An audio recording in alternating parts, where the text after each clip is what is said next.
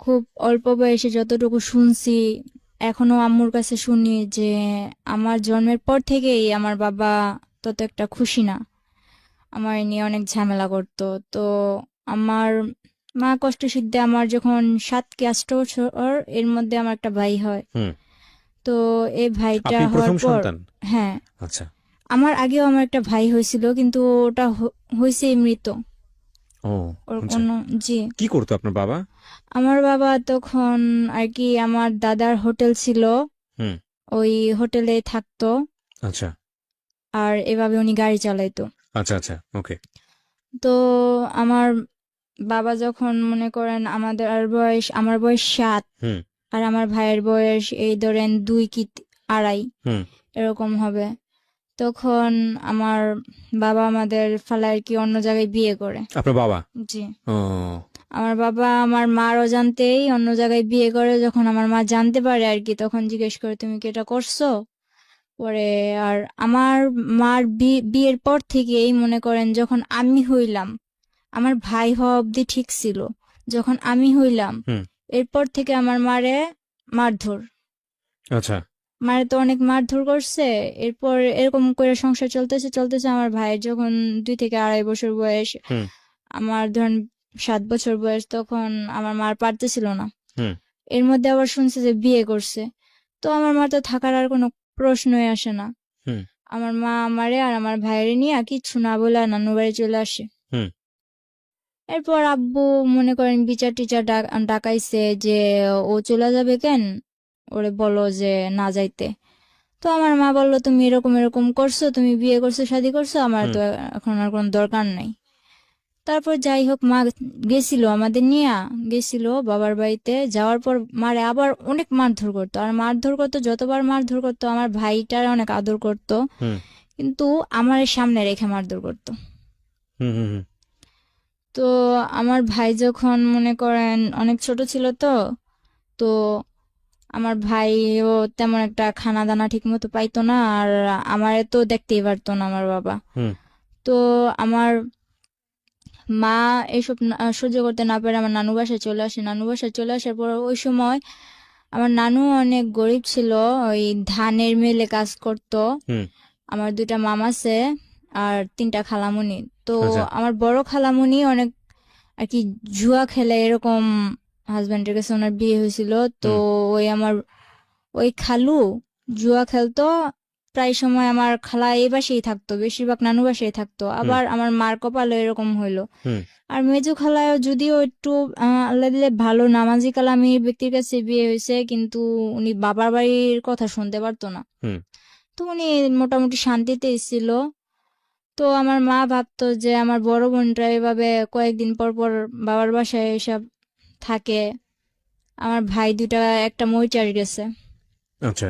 আর মই চাষ গেছে আমার মার ইয়ে, আমার মা যেমন কিছু আমার বাবার সংসারে থাকতে টুকিটাকি যেগুলা রাখতো, হুম ওগুলা জমাইতো বাবারে না জানায়া। হুম তো ওইভাবে জমাইতে জমাইতে যেমন অনেকগুলা টাকা কইরা মামারে দিছে। তো মামা ওদিক থেকেও গেছে, মামা নিজেও কিছু জোগাড় করে গেছে। হুম তারপর মনে করেন মামা মই চাষ, ছোট একটা খালা আছে, ছোট একটা মামা আছে, আর আমরা 2 ভাই বোন। হুম এর মধ্যে বড় খালাও মনে করেন এই বাসায় থাকে, আমার মা ওই বাসায় থাকে। হুম।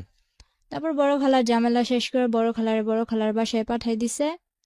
আর আমার আম্মু বলতেছে, আমার আম্মু তখন কাঁথা সেলাইতো, আচ্ছা। কাঁথা সেলাই করে সংসার করতো, দর্জি কাজও জানতো, টুকটাক করতো। পাশের বাড়ি একজন বুদ্ধি দিল যে তুই বাইরে চলে যা। আপনার মাকে বুদ্ধি দিল? জি, তখন কি বাবার সঙ্গে থাকতো না আলাদা হয়ে গেছে? না তখন তো আমার মা আলাদা ভাবে আইসা পড়ছে আচ্ছা আচ্ছা, মানে বাবার বাড়ি থেকে। আপনারা কি মার সঙ্গে থাকতেন না বাবার হ্যাঁ, সঙ্গে? মার সঙ্গে থাকতেন, দুই ভাই হ্যাঁ, বোন? এর মধ্যে আবার অনেক কিছু হয়েছে কি, যখন আমার মা আইসা পড়ে হুম। তখন 3 মাস পর আমারে আবার নিয়ে যাওয়া হয়। আমার আপনার ভাইটা, বাবার বাসায়? হ্যাঁ, হুম। আমার ভাইটা দুধের বাচ্চা, আমার ভাইটারে নিতে পারে না। আচ্ছা। তো আমার নিয়ে যায়, নিয়ে বলতেছে যে তুই বাবার সাথে থাকবি না তুই মার সাথে থাকবি। আপনাকে জিজ্ঞেস করেছে? হ্যাঁ, হুম। কিন্তু কোনো দিন এতটা আদর করে নাই। আমার দাদু বাড়ির সবাই আমারে যতটা আদর তখন আমারে করছে যে তুই আমাদের সাথে থাকবি। মানে আপনাকে রাখার জন্য মূলত? হুম, হুম। কিন্তু আমার রাখতে পারে নাই। মানে আপনি ডিসিশন দিয়েছেন না আমি মার সঙ্গে থাকবো? উম, আমি ওদের কাছে বলছি হ্যাঁ থাকবো, যখন বলতাম যে না থাকবো না তখন রাইগা যাইতো। আর কি একরকম করতো আমার সাথে। পরে যখন বিচার বসলো তখন আমি বললাম আমি মার সাথে থাকবো। আপনি নিজে থেকেই বলেছেন? হুম। তখন কি স্কুলে যাইতেন, মানে ওই বয়স ছিল না? কয় বছর বয়স? তখন আমার বয়স 7 বছর। ও আচ্ছা, তার ক্লাস 1-2 তে পড়ার বয়স। হ্যাঁ। পড়াশোনা করতেন? হ্যাঁ, তখন আমি 3-তে ক্লাস পড়তাম। 3-তে পড়তেন। তো আপনি যেটা বলছিলেন যে আপনার মাকে বুদ্ধি দিল যে বিদেশ চলে যাওয়ার জন্য, হুম। হ্যাঁ, তারপর? তারপর ওই আমার মা কি করলো, আমার মা মামারে জানাইলো যে আমি তো বাইরে যাবো, কিছু করতে পারবি কিনা। মামা ডাইরেক্ট বললো না। হুম। মা বললো আমার কিছু টাকা পয়সা লাগতো, এখন যদি তোরা না করে দেস তাহলে আমি কার কাছে যাবো, তোকে যে সময় প্রয়োজন ছিল আমি কি তোকে হেল্প করছি না আমার সংসারে থাইকা, হুম। এখন তোরা কিছু কর। তো আমার মামা ডাইরেক্ট না করে দিল। পরে আমার নানু বুঝাইলো যে দেখ তো মেয়েটা কই যাইবো। এটা বুঝানোর পর মামাও কিছু দিল। তারপর হইলো যে মা এই কাঁথা সেলাই করা, দর্জি কাজ করা, মনে করেন 7-8 মাসে কিছু জোগাড় করলো। জোগাড় করার পরে মা এইসব দিয়া ওই সেন্টার টেন্টারে এদিক সেদিক যায় টাইয়া, মনে করেন কিছুদিন পর মা বিদেশ চলে যায়। তখন আমি 8-এ পড়ি। আচ্ছা, ঠিক আছে। তো আমার আপনাকে রেখে যায় কোথায়? আমার নানির কাছে রেখা যায়। নানির কাছে রেখে যায়, ঠিক জি। আছে। নানুর কাছে নানির কাছে ছোট মামা ছিল বাসায়, আর ছোট খালা ছিল। হুম। তো আর আমার ভাইটারে আর আমার নানির কাছে রেখে যায়। আমার মা যাওয়ার 3 মাস পর আমার নানি মারা যায়। ওহো। আমার নানি মারা যাওয়ার পরে মনে করেন এখন তো আমার ছোট খালাটার সংসার হাল ধরলো। আমরাও খুব ছোট ছোট ছিলাম। তখন আমার মাদ্রাসায় দিল, হুম। স্কুল থেকে আইনা মাদ্রাসায় দিল। তখন ক্লাস 5-এ পড়ি। 5-এ পড়া অবস্থায় মনে করেন এখন আমার সামনে পরীক্ষা, এর মধ্যে আমার নানু মারা গেছে। হ্যাঁ। আবার বলতেছে আমার ছোট খালামণির বিয়ে ঠিক হয়েছিল, ওকে। 40 দিন যাওয়ার আগে বিয়ে দিতে হইব, নয়তো 40 দিনের পরে 18 মাস যাওয়ার আগে বিয়ে দিতে হইব। হ্যাঁ, এগুলো কি বলেছে এগুলো আর কি ওই, আশেপাশের লোকজন? হ্যাঁ, আশেপাশের হুম। লোকজন বলে যে মরার 18 মাস এগুলা বাছাবাছি করে আর কি ওনারা। হুম। হুম। তো এগুলা বলার পর কিছু করার নাই। নানির 40 দিন যাওয়ার পর 18 মাস যাওয়ার আগে আর কি হুম। 2 মাসের মধ্যে আমার খালামণিরও বিয়ে দিয়ে দেয়। তখন আমার কেবল 8 বছর, আমার ভাইটা 3 বছর। এরপর আমার নানু কি করবো, কিছু তো করার নাই। তো বড় খালার বড় মেয়ে যেটা আছে হুম। ওরে আনে। ও স্কুলে পড়তো, ও তখন এসএসসি দিছে, কলেজে ভর্তি হবে এমন সময় ওরা আইনা পড়ে। হুম। তো সংসারের হালটা ধরার পর মনে করেন কোনো মতে সংসারটা চলতেছে চলতেছে। তো হঠাৎ করে আমার ওই বোন, মনে করেন কিছু হইলে, কিছুর থেকে কিছু হইলে আমাদের দুনো ভাই বোন, আমার ভাইটা যে বাচ্চা, হুম। আমার ভাইটা কিন্তু এখন শুকায় গেছে, কিন্তু ছোটবেলা এত কিউট ছিল। আমার ভাইটার দেখলে সবাই যে না দেখবো ও আদর করতে চাইবো, এরকম মোটা টোটা ছিল। হুম। আমার ওই ভাইটার দিকে তাকায় ওর একবার মায়া হয় না। ও শুধু শুধু মারতো, কথা থেকে কথা হইলেই মারতো। আর আমার তো কোনো কথাই নাই। হুম। ওরে আনা হয়েছে এই সংসারের কাজ করার জন্য। আমার মা বিদেশ থেকে ওর জন্য এক্সট্রা খরচ দেয়। হুম। আমার মামারা বলে দেখ মুক্তি তোর যা লাগবো আমাদের বলবি, কিন্তু ও দুনো ভাই বোনের যাতে কষ্ট না হয়। হুম। তখন মনে করেন আমার বোনটা কিছু থেকে কিছু লেগে তো যা তোর বাবার কাছে যা, বাবার কাছে পাঠাইতো। বাবা বলতো আমার কাছে আসছোস কেন, ডাইরেক্ট আমার কাছে আসার কি দরকার, মার কাছে থাকবি মার কাছে যা। মাও মাঝে মাঝে ফোনে বলতো তোর বাবার কাছে যা দেখ কিছু বলে কিনা, ওখানে থাকতে পারিস কিনা, এরকম কিছু বলতো মা। তো আমার মা ক্লাস তো 8-এ পড়েন তখন আপনি? না না না, তখন 5-এ পড়ি, আচ্ছা। পরীক্ষার সামনে। আচ্ছা। তো এরকম করতে করতে আর কি সারাদিন কাজ করতাম, হুম। শুধু আমি ক্লাসটা করার টাইম দিত আমার। আর বাকি সময় শুধু ঘরের কাজ করতো? বাকি সময় ঘরের কাজ করতাম। এমন কি আমার নানা এমন একটা সময় গেছে, আমি বাচ্চা মানুষ, যদি আমি আমার নানার কাপড় কাচা না দিতাম আমার নানা পরিষ্কার জামা পরতে পারতো না। তখন আমি 5-এ পরীক্ষা দিব, 8-9 বছরে পড়ছি। হুম। এরপর মনে করেন আমি কোনো প্রাইভেট কোচিং টোচিং কিচ্ছু করতাম না। পরে পরীক্ষাটা দিলাম, এরকম করে এই পরীক্ষাটা দিলাম। এই সকালে উঠা কি আমি এত তাড়াতাড়ি কি থাল বাসন গুলা ধুইতে পারবো? ও রাত্রে 11টা বাজলো, আমি ঘরের মধ্যে পানি আইনা কলসের মধ্যে কইরা ঘরে পানি আইনা বোলের মধ্যে নিয়ে ওই থাল বাসন গুলা ধুয়ে রেখে যেতাম। হুম। এরকম একটা অবস্থা ছিল। আশেপাশের নানুরা কি করতো, আমার কাছে আমার কথা বলতো, আর ওই আমার খালাতো বোনের কাছে আমার খালাতো বোনের কথা বলতো। হুম। আমারে বুঝাইতো দেখ মুক্তি তো তোদের সাথে এরকম করে, মুক্তি ভালো না, এটা ওইটা এরকম ভাবে চলবি ওইরকম ভাবে চলবি। আর মুক্তি আবার বুঝাইতো যে এই দুটার বাপের কাছে পাঠাস না কেন, রাখছস কেন তোদের কাছে, হুম এরকম করে আর কি হালডি মারতো। তো বাসার মধ্যে আমার প্রায় 14টা, আজ তো মিল্লা 14টা নানি, একজনে এক কথা বলতো। তো তো ওই সময় বাচ্চা মানুষ ছিলাম, তো মনটাও প্রায় নষ্ট হয়ে গেছিল। হুম পরীক্ষাটা দিলাম, ইনশাল্লাহ। ওর বোন একটা, আমার খালাতো বোন আরেকটা, মুক্তির ছোটটা আমার সাথে পরীক্ষা দিছে, ওর থেকে ভালো ভালো নম্বর পাইছি। কিন্তু দুর্ভাগ্যবশত আমার শেষ পরীক্ষা যেদিন, ইসলাম ধর্ম পরীক্ষার দিন, আমার অ্যাক্সিডেন্ট হয়। ওকে যে অটো দিয়ে গেছি ওই পুরো অটোটা অ্যাক্সিডেন্ট হয়, কিন্তু আমার বেশি হয়। আমার ডান হাতের এই আঙুলটা ভাঙা যায়। ভাঙা যাওয়ার কারণে আমি সবটাতে ভালো পাইলেও ওই পরীক্ষাতে আমি কিছুই পাই নাই। তো বাসায় এগুলা নিয়ে অনেক কিছু হয়েছে, যে পরীক্ষায় ফেল গেছে, এটা গেছে ওইটা গেছে। তো আমার মারে বলতো কি, যে আমি আমার মার সাথে কথা বলতে চাই না। হুম কিন্তু আমার মা যখন জিজ্ঞেস করতো যে আমার মেয়ের কাছে দে, ছেলের সাথে তো কথা বলেই, ও তো বাচ্চা মানুষ, ও কি বলবো। কিন্তু আমি তো বুঝি, এজন্য আমার সাথে কথা বলতে দেয় না। এরকম কইরা অনেকদিন গেল, যাওয়ার পর আমারে আলিটেক মাদ্রাসায় দেওয়া হইলো। হুম মাদ্রাসায় থাইকা পড়মু। তো ওখানে থাইকা পড়তাম, কিছুদিন পড়ালেখা করলাম ওখানে থাইকা। তো ওখানে একটা ছেলে দেখতাম কি মাদ্রাসার বিল্ডিং এর কাজ করতো। হুম তো আমার আমার ব্যাপারটা উনি কিছু কিছু হয়তো কারো কাছ থেকে জানছে, যে আমার মা বিদেশে এরকম ওইরকম। আগে আমার অনেক জিজ্ঞেস করতো, আর এখন আমি এরকম দেখতেছেন, তখন কিন্তু আমার 12 বছর বয়স যখন, তখন আমি পুরো একটা, ধরতে গেলে আমার ভুটকি ছাড়া কেউ কথা কইতো না, এরকম আমি একটা মেয়ে ছিলাম, একটা হাতির মতো ছিলাম। ধরতে গেলে আমার হাতি বলতো আচ্ছা ঠিক সবাই, আছে, সমস্যা নেই, হ্যাঁ। এরকম ছিলাম, হুম টমেটো বলতো, হুম অনেক সুন্দর ছিলাম। পরে বলতেছে কার কাছ থেকে এগুলো শুনছে, আমার ফ্যামিলির ব্যাপারে শুনছে। শোনার পর আমার একদিন বলতেছে, মাদ্রাসা থেকে বের হওয়ার পর 1 সপ্তাহ পর ছুটি নিয়ে বাসায় আসবো। বলতেছে যে আমি তো তোমার ফ্যামিলির ব্যাপারে সবই জানি। কে বলছে এটা? ওই ছেলেটা, ছেলেটার সঙ্গে আপনার কথা হতো? কথা হইতো না কিন্তু পিছু ডাকছে। আচ্ছা, কি নাম ছিল ছেলেটার? ফারুক। ফারুক, হ্যাঁ। ওই মিস্ত্রির কাজ করতো? হ্যাঁ। আচ্ছা, প- রাজমিস্ত্রি। হ্যাঁ, পরে ও আমার ডাকার পর আমি যখন গেলাম, বললো যে আমি তো এরকম এরকম তোমার সম্বন্ধে সবই জানি। তো বললাম, তো আপনি জানেন আমার কি। আর আমার একটা স্বভাব ছিল কি, ছোটবেলা যতই আমার মারধর করুক আর যতই যাই করুক, একটা অনেক গুরুত্বপূর্ণ আমার কথা বলতেছে, কিন্তু আমি ঘোড়ার মতো ফালাইতেছি মানে আমার কোনো কেয়ার নাই ওই সেদিকে। না। হুম তো উনি ওনার মতো বইলা গেছে, আমিও আইসা বসছি। হুম এরপর আমার মা বিদেশ থেকে ছুটিতে আসে। ছুটিতে আসার ঠিক একদিন আগে আমার মামা 50,000 টাকা পাঠাইছিল।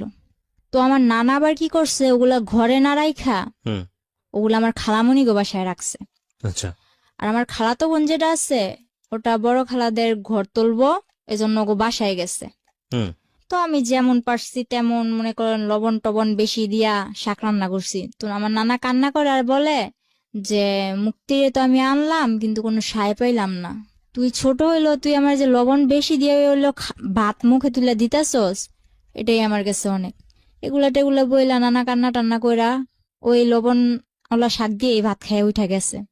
তো নানাও বাজারে গেছে, বোনও ওনার বাসায় গেছে, বাড়িতে আমি একা। তো একটা ব্লেন্ডার দিয়ে আমি আমার মেজু খালাগো বাসায়, যেটা বর্তমানে সুখে আছে আমার মা খালাদের সবার কাছ থেকে বেশি, আমার ভাইটারে বলি যে এটা নিয়ে খালামণিদের বাসায় দিয়ে আয়। হুম তো আমার ভাইটা ওখানে গেছে। ভাইটা যাওয়ার পর আমার সাথে এরকম একটা বিশ্রী ঘটনা ঘটে যে আমি ভাবতে পারি নাই। হালকা শীত হালকা গরম, তো আমি লেপ নিয়ে শুয়ে আছি। এর মধ্যে দুইটা লোক বোরকা পরা, মনে করেন বোট জুতা পরা, চশমা পরা, আর কি চেনার কোনো ক্ষমতা নাই, হুম বলতেছে যে আইসেই চুলে ধরছে। চুলে ধরা মাত্র যখন আমি চিৎকার দিমু, তখন মনে করেন টিভির সাউন্ড পুরো 100 100। আর আমার এক নানা, পাশের ঘরের নানা, উনি ফুল সাউন্ড দিয়া বক্স বাজাইতেছে। হুম আর আমাদের বাড়ির সবাই মনে করেন দাওয়াত খাইতে গেছে। তো এমন সময় আসছে ওই 50,000 টাকা করার জন্য। এখন আমার জিজ্ঞেস করতেছে চাবি কই। তো আমি বাচ্চা মানুষ, আমি কি করবো, আমার শুধু এতটুকুই কথা যে আপনারা কে, মুখ দেখান আপনারা কে। তখন আমি হাত দিয়ে অনেক কালাবালি করলাম যে আমি মুখটা দেখবো, কিন্তু ওনারা কি করলো, বললো যে হাতটা বেশি নাচে, হুম তুই তো এমনি নাচুনি। তো পাশের একজন বলতেছে গলা ডাবায়া কথা গো, বুঝা নিব তো।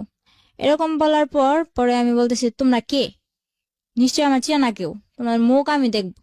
বললো তোর হাত দুইটা বেশি নাচতেছে, হাত দুইটা বাইদা নিল। পরে পা দিয়া যখন আমি লাথি মারলাম, আমার মনে করেন থাপড়াইতে থাপড়াইতে পুরো লাল বানাই লাইছে। হুম পরে আমার টাইনা নিচে নামাইয়া পিছন দিকে এভাবে হাত দিয়া হুম খাটের পায়ের সাথে আমার বাঁধছে। এখন পা দিয়া লাইতেছে দিকে বলে যে পাটা বেশি নড়ে, পাটাও বাঁচছে। শেষে বেশি রকম চিল্লাইতেছে দেখা বাড়িতে তো কেউ নাই, সুযোগ আরো ভালোবাসে, আমার মুখটাও বাঁচছে। বাঁধার পর মনে করেন কিছুদিন আগে নানা নতুন ফ্রিজ কিনছে, হুম ফ্রিজটার মধ্যে একটা দাম করে লাথি মেরে বললো কি যে সুখ বেশি হয়ে গেছে, ফ্রিজও আনছে করে। এটা বইলা ড্রয়ারটা ভাঙছে। কিছু পায় নাই, না পাওয়ার ফলে আমার 2-3টা লাথি মাইরা আমার পায়ে নুপুর ছিল, ওই নুপুর গুলা নেয় নাই, কিন্তু কানে যে দুলগুলা ছিল ওগুলা নিয়ে গেছে। কিছুদিন আগে আমার মা পাঠাইছে। হুম তো এরকম করে নিয়ে যাওয়ার পর আমার মা আসার একদিন আগের ঘটনা এটা। হুম পরে মনে করেন ওনারা চলে যাওয়ার পর অনেক কান্দা, ওনারাও দরজা দিয়ে বের হয়েছে, পিছনের দরজা দিয়ে বের হয়েছে, সামনের দরজা দিয়ে আমার এক আত্মীয় আমার দেখা চিৎকার দিয়ে আমার খুলছে। হুম তো পুরা গ্রাম একটা হস্তনস্ত বিষয় হয়ে গেছে।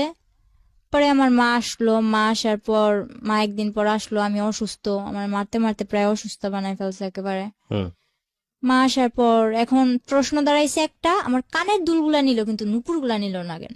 এটা সবই আমার একটা নাটক। আচ্ছা, মা বলতেছে আপনার এটা সম্পূর্ণ নাটক। না, মা না, তাহলে মার কাছে বাড়ির সবাই বলতেছে, ওই আমার খালাতো বোন ওকে বলতেছে ওকে ওকে যে ওর এটা সম্পূর্ণ নাটক, আমি আমার বাসায় গেছি এই কারণে ওই নাটকটা করছে। হুম ওর বাসায় গেছে ওদের ঘর তুলবে এজন্য, আমি কেন নাটক করতে যাব? এরপর মনে করতেছেন, তাহলে আমি বললাম যে আচ্ছা আমি যদি নাটকই করি, আমি আমার মুখ বাঁধতে পারবো, আমার পা বাঁধতে পারবো, কিন্তু আমার হাতটা বাঁধবো কি করে আমি? হুম হাতটা যে পিছনে নিয়ে এইভাবে বাঁধছে, ওটা তো আমার দ্বারা সম্ভব না। হুম পরে বলতেছে তোর ভাইয়ের দিয়া করাইছস। তো আমার ভাই তো না না না, আমি এই কাজ করি নাই, আমি কেন করবো, আমি তো খালামুনি গো বাসায় ছিলাম। এখন আমার মা আসছে, আমার মার সামনে তো আমার মারতেও পারে না, কিছু করতেও পারে না, খালি চোখ রাঙায়। হুম তো মা কিছু অনেকটা না বুঝতে পারলো, কিছুটা অন্তত বুঝতে পারছে। মা বললো যে মুক্তি কি হয়েছে, তুই এরকম করতেছিস কেন? কয় না কিছু হয় নাই। পরে বললো যে খালামুনি আমার জন্য আনছো কি, তোমার তো আমি চেন আনতে বলছি। তো আমার মা তেমন কিছু আনতে পারে নাই। ওই মুক্তি আপার আম্মু যেটা আমার বড় খালামুনি, ওনারই মাথায় পানি জমছে। হুম তো ওখানে আমার মা 40,000 টাকা দিয়া দিছে। এরকম করতে করতে ওই আমার খালাতো বোনের চেনটা দিয়া দিল, তা তো ওনার মন বললো না। এরপর মনে করেন আমার মামা বিদেশ থেকে আসলো, মামা বিদেশ থেকে আসার পর বিয়ে করানোর জন্য আমার মা আর কি অনেক কিছু করলো, যে ভাই বিদেশ থেকে আসছে, ভাইয়ের বিদেশ আর পাঠামু না, বিয়ে করাই দিমু। হুম তো মামা বলতেছে আমি বিয়ের পর বিদেশ যাবো। হুম পর বলতেছে আচ্ছা ঠিক আছে তুই বিয়ে কর। তো আমার নানুদের পছন্দে আমার মামার বিয়েটা করানো হয়। বিয়ের 4 দিন পর, ঠিক 4 দিন পর আমার মামা আমার জন্য যে চেন আনছে, মোবাইল আনছে, মোবাইলটা তো আমার হাতে দেয়ই নাই, বলছে এটা তোর জন্য আনছি। হুম ওই চেনটা আমার কাছে চাইলো যে মামা তোর চেনটা দিত। হুম বিয়ের 5 দিনের দিন আমার মামি আইসা এরকম করে চেনটা দেখায় যে দেখ, এই দেখো তোমার মামা আমার কয়টা চেন দিছে। তো এটা বলার পর আমি অনেক কষ্ট পাইছি, মারে কিছু বলি নাই, তো মা লক্ষ্য করছে। আর বিয়ের 5 দিন হয়েছে মাত্র, কিন্তু আমার মামি করতো কি, আমার মার নামে যেটা হয়েছে ওইটাও আমার মামার কাছে বলতো, যেটা না হয়েছে ওইটাও আমার মামার কাছে বলতো। তো বিয়ের 1 সপ্তাহ হয়েছে, 7 দিন। 7 দিনের দিন আমার মা মা বললো যে তুই তো চলে যাবি, তো আমি যে তোরে, আমার মা বাইরে থাকা অবস্থায় আমার মামার 12 লাখ টাকা দিছিল। হুম ওই আমার মামা আর কি আফ্রিকা যাওয়ার পথে হুম মনে করেন দালালেরা বিক্রি করে দিছিল। হুম তো টাকাগুলা দেওয়ার পর আমার মা বলতেছে যে ওগুলার কি করবি। হুম তো এগুলা নিয়ে ওনাদের ভাই বোনেদের মধ্যে কি কথা কাটাকাটি হয়েছে আমি জানি না। আমার মারে অনেক মারলো। আমার মার ভিতরে শুধু সেমিস্টার ছিল। আপনার ভাই মানে আপনার মামা? আমার মামা আমার মার ছোট, ওহো। ঠিক আছে। তখন যখন আমার মার এই অবস্থা করছে, বাহিরে কিন্তু অনেক লোক, হুম হুম হুম চেনা অচেনা অনেক লোক। আমি যখন আমার উন্নাটা আমার মার গায়ে দেই, তখন আমার মামা আমার দিকেও আকর্ষণ করে, হাত বাড়ায়। তখন আমার মা বলে যে দেখ, তুই আমার যা যা করছস আমার মেয়েটারে কিছু করিস না। এটা বলার পর আমার মামা একটা ইস্যু ধরলো কি, যে তোর মেয়ে তো ছেলেদের সাথে লাইন করে। তখন আমি বুঝতাম না কোনটা লাইন করা বলে আর কোনটা ফাইন করা বলে, এত কিছু বুঝতাম না। ছেলেদের বিষয়টা তখন আমার মাথায় ছিলই না। ওই কার থেকে শুনছে যে ওদিকের ফারুকের সাথে হুম। আমি কথা বলি, এতটুকুই। এরকম করে বলার পর আমার মা রাগের মাথায় হয়তো, তোর যখন কেউ সেফ ফালাইবো না তো তুই দেখাই দি। আপনাকে বললো? এই কথাটা আমার মা বলছিল, কিন্তু এখন আমার মা বলতেছে যে আমি এরকম কিছু বলিনি। যাই হোক, আপনাকে এটা বলার পর আপনি কি করলেন? পরে আমার মনে একটা জিদ কাজ করতেছিল যে আমার মা আমার এটা বলছে, আমার মামা আমার মারে মারলো, হুম। কেন মারলো, এই জেদটাই কাজ করতেছিল। হুম। তো একদিন ওই ফারুক কার থেকে জানি নাম্বার নিয়ে আমার মার মোবাইলে ফোন দিল। ফোন দেওয়ার পরে ফোনটা আমি রিসিভ করলাম। হুম। বলে কি করতেছো? আমি বললাম, আমি চকলেট খাইতেছি। আমার কথা উড়া উড়া, হুম। চকলেট খাইতেছি।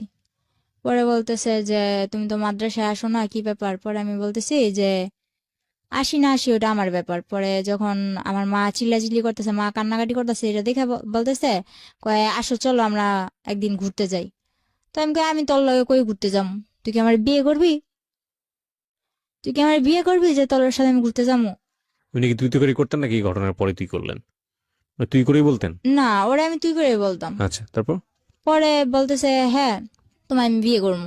তো আমি বললাম আচ্ছা ঠিক আছে রাখ, এতটুকুই। তো ও এই কথাটারে মনের ভিতর গাইথা নিছে হুম। যে তুই কি আমার বিয়ে করবি।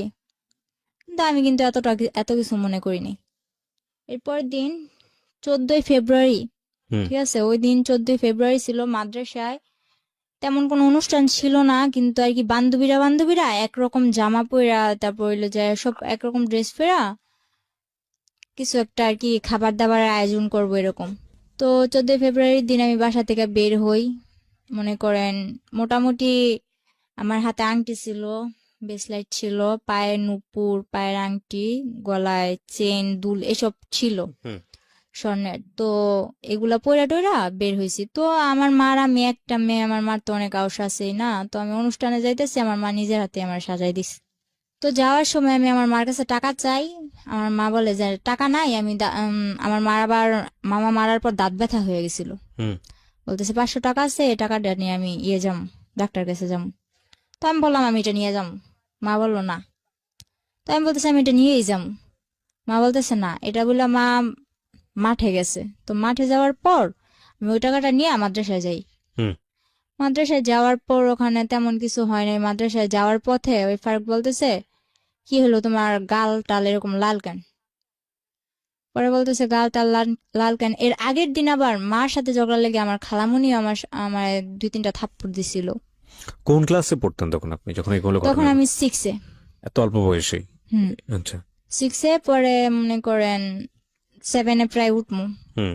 তখন ও কি করলো, ফেব্রুয়ারি দিকে ও বললো যে চলো, কই তোমার ডাক্তার কাছে নিয়ে যাম। তো আমি বললাম ডাক্তার কাছে যাবো। তখন ওই সময় আবার আমার মা, মনে করেন তখন আমার মা দেশে ছিল কিন্তু বাইরে যাওয়ার উদ্দেশ্যে। হুম। তো আমার মা বলতেছে যে আমি তো চলে যাবো, তুই তাড়াতাড়ি চলে আসিস। তো হুম। বলতেছে যে চলো।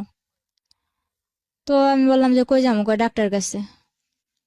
তো আমার একটা অভ্যাস ছিল কি ছোট থেকে, আপনি আমি চিনি না জানি না, আপনি যদি বলেন যে আয় হুম। ঘুরতে যাবো, হুম। ঠিক আছে আমি ঘুরতে যাবো, আপনি যেই হন হুম। ঘুরতে তো নিয়ে যাবেন। পরে মনে করেন এরকম করতে করতে ও 2-3 বার বলার পর ওই 14ই ফেব্রুয়ারির দিনই হুম। ও আমারে বলল যে তুমি আসো। হুম। তো আসতে বলল। এরপর আমার কিচ্ছু মনে নাই। ও নাকি ও আমার নিয়ে যাওয়ার পর আর কি বলছে যে আমার ডাক্তারের কথা বলে ও নিছে, হুম। কিভাবে নিছে, কোত্থেকে নিছে এটাও আমার মনে নেই। হুম। ও আমার নিছে যখন আমি গাড়িতে, তখন আমি ওরে বলতেছি যে কিরে তুই আমার কই আনছস, হুম। আমি এখানে কেন? তো গাড়ির মধ্যে আমি অনেক বড় একটা চিল্লাচিল্লি আর কি মানুষ জড়ো করে নিছি। হুম। তখন আমি কক্সবাজারের ওদিকে আমার নিয়ে চলে গেছে, কক্সবাজার অব্দি, কিন্তু আমার হুঁশ নেই। ডাক্তারের কথা বলে আপনাকে কক্সবাজারে নিয়ে যাচ্ছে? হুম, কিন্তু ওকে। আমি যে গাড়িতে উঠছি এটাই তো আমার মনে নেই। কিছু একটা খাইয়েছে আপনাকে? খা কি করছে তাও আমি জানি না। আচ্ছা।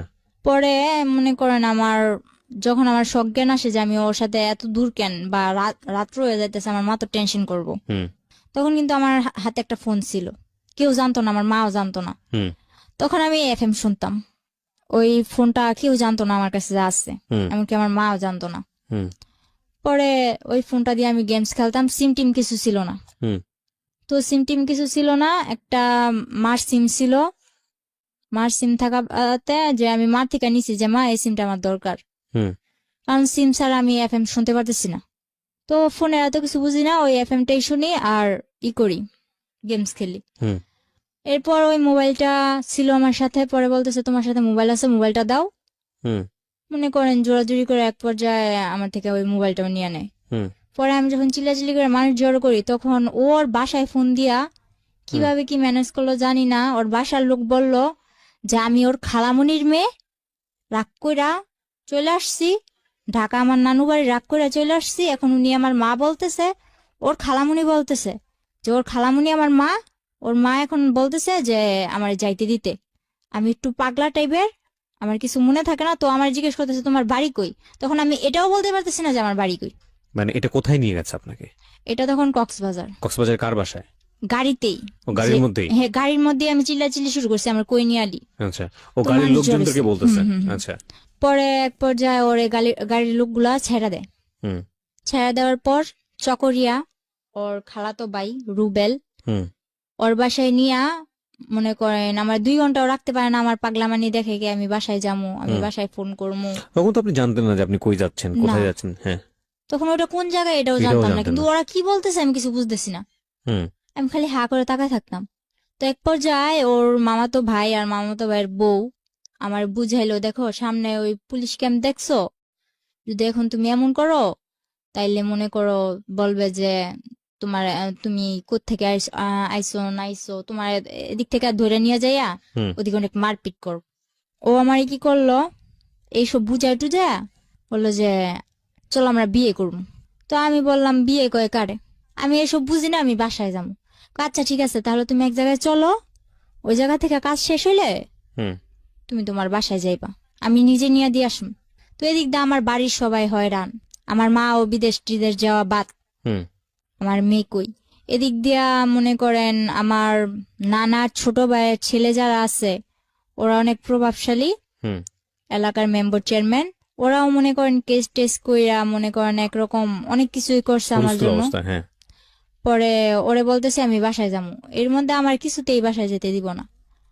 পরে নিল কাজী অফিসে, তো আমি বুঝতে পারি নাই যে এটা কাজী অফিস। কয়েকটা লোক আসলো, ওর মা, ওর বাবা, ওর মামা, ওর আরো 2-1 জন আত্মীয়, হুম ওখানে সবাই উপস্থিত ছিল।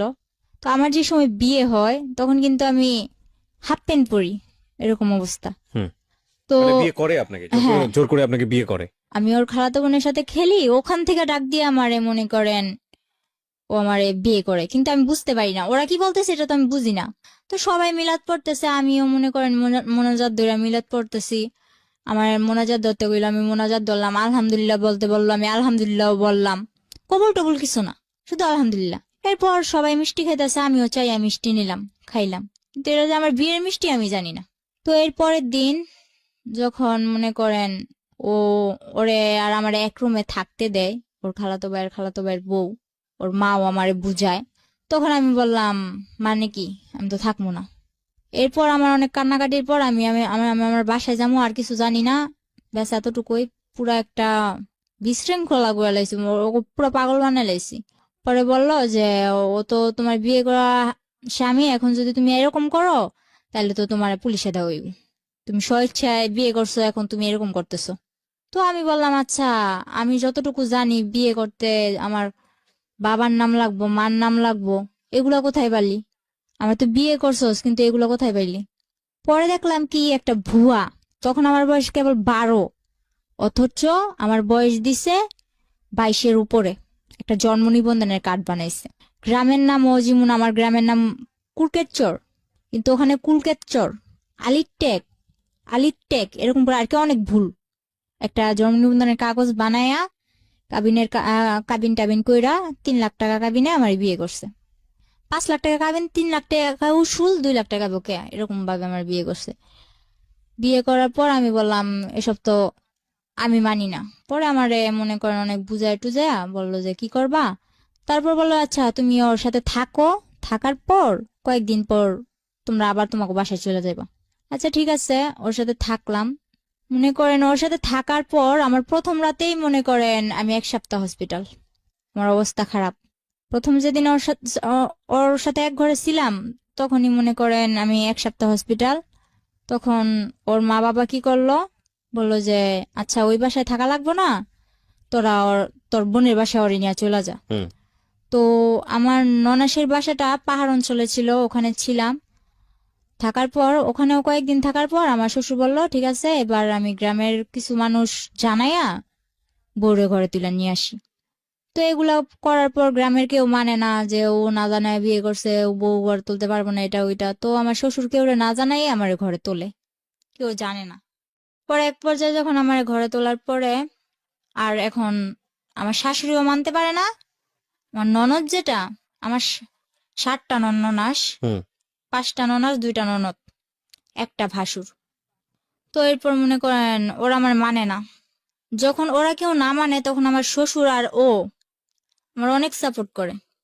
তো আমার বিয়ের 19 দিনের দিন ও আমার ফোন করতে দিছে আমার বাসায়। যখন আমি ফোন করছি তখন তো আমি দুনিয়া পেয়ে লাইছি, এই বুঝি আমার নিয়ে যাইব। তো আমি ফোন করার পর যে ঠিকানা দেই, ওই ঠিকানা দেওয়ার পরে মনে করেন ওরা আমার ওই জায়গা থেকে আবার অন্য জায়গায় সরায় নেয়। ওরা অন্য জায়গায় ঠিকানা দিলে আবার ওই জায়গা থেকে আবার আরেক জায়গায় সরায় নেয়। এই অবস্থা। তো আমার বাড়ির লোক ওই চট্টগ্রাম পুরা ভাইজা খাইছে হুম। আমার জন্য, কিন্তু কিছু আমার খুঁজে পায় নাই। পরে এক পর্যায়ে আমার বাড়ির লোক বলতেছে তুই তো মিথ্যা কথা বলস, তুই তো মিথ্যা বলছস, তুই চট্টগ্রাম নাই, তুই অন্য জায়গায় আসছস। পরে আমার বাড়ির লোকের আর বুঝাইতে পারলাম না, সবাই এক পর্যায়ে, আর আমার গ্রাম এমনকি আমার মাও জানে যে আমি প্রেম কইরা লাইন কইরা চলে গেছি। ওই যে ঝগড়া হয়েছে, মামা এই কথা বলছে, ওই মামার কথা ধরে আমি প্রেম করছি, প্রেম করে চলে গেছি। সবাই যখন জানে আমি প্রেম করে চলে গেছি, সবাই আমার কথায় কথায় এই কথাটা বলে। তো মাইনা নিলাম, আচ্ছা যাও আমি প্রেম করে বিয়ে করছি, এখন কি করবো বলো। পরে এর মধ্যে জানি যে বুঝতে পারলাম আর কি আমার শরীরটা বেশি একটা ভালো না, কিছু খেয়ে পেটে রাখতে পারি না, আর মাথাও ঠিক মতো উঠাইতে পারি না। তো পরে শুনলাম যে আমি প্রেগনেন্ট। তখন তো মনে করেন আমার উপর আসমান জমিন কিভাবে ভাঙ্গা পড়ে, এরকম একটা অবস্থা।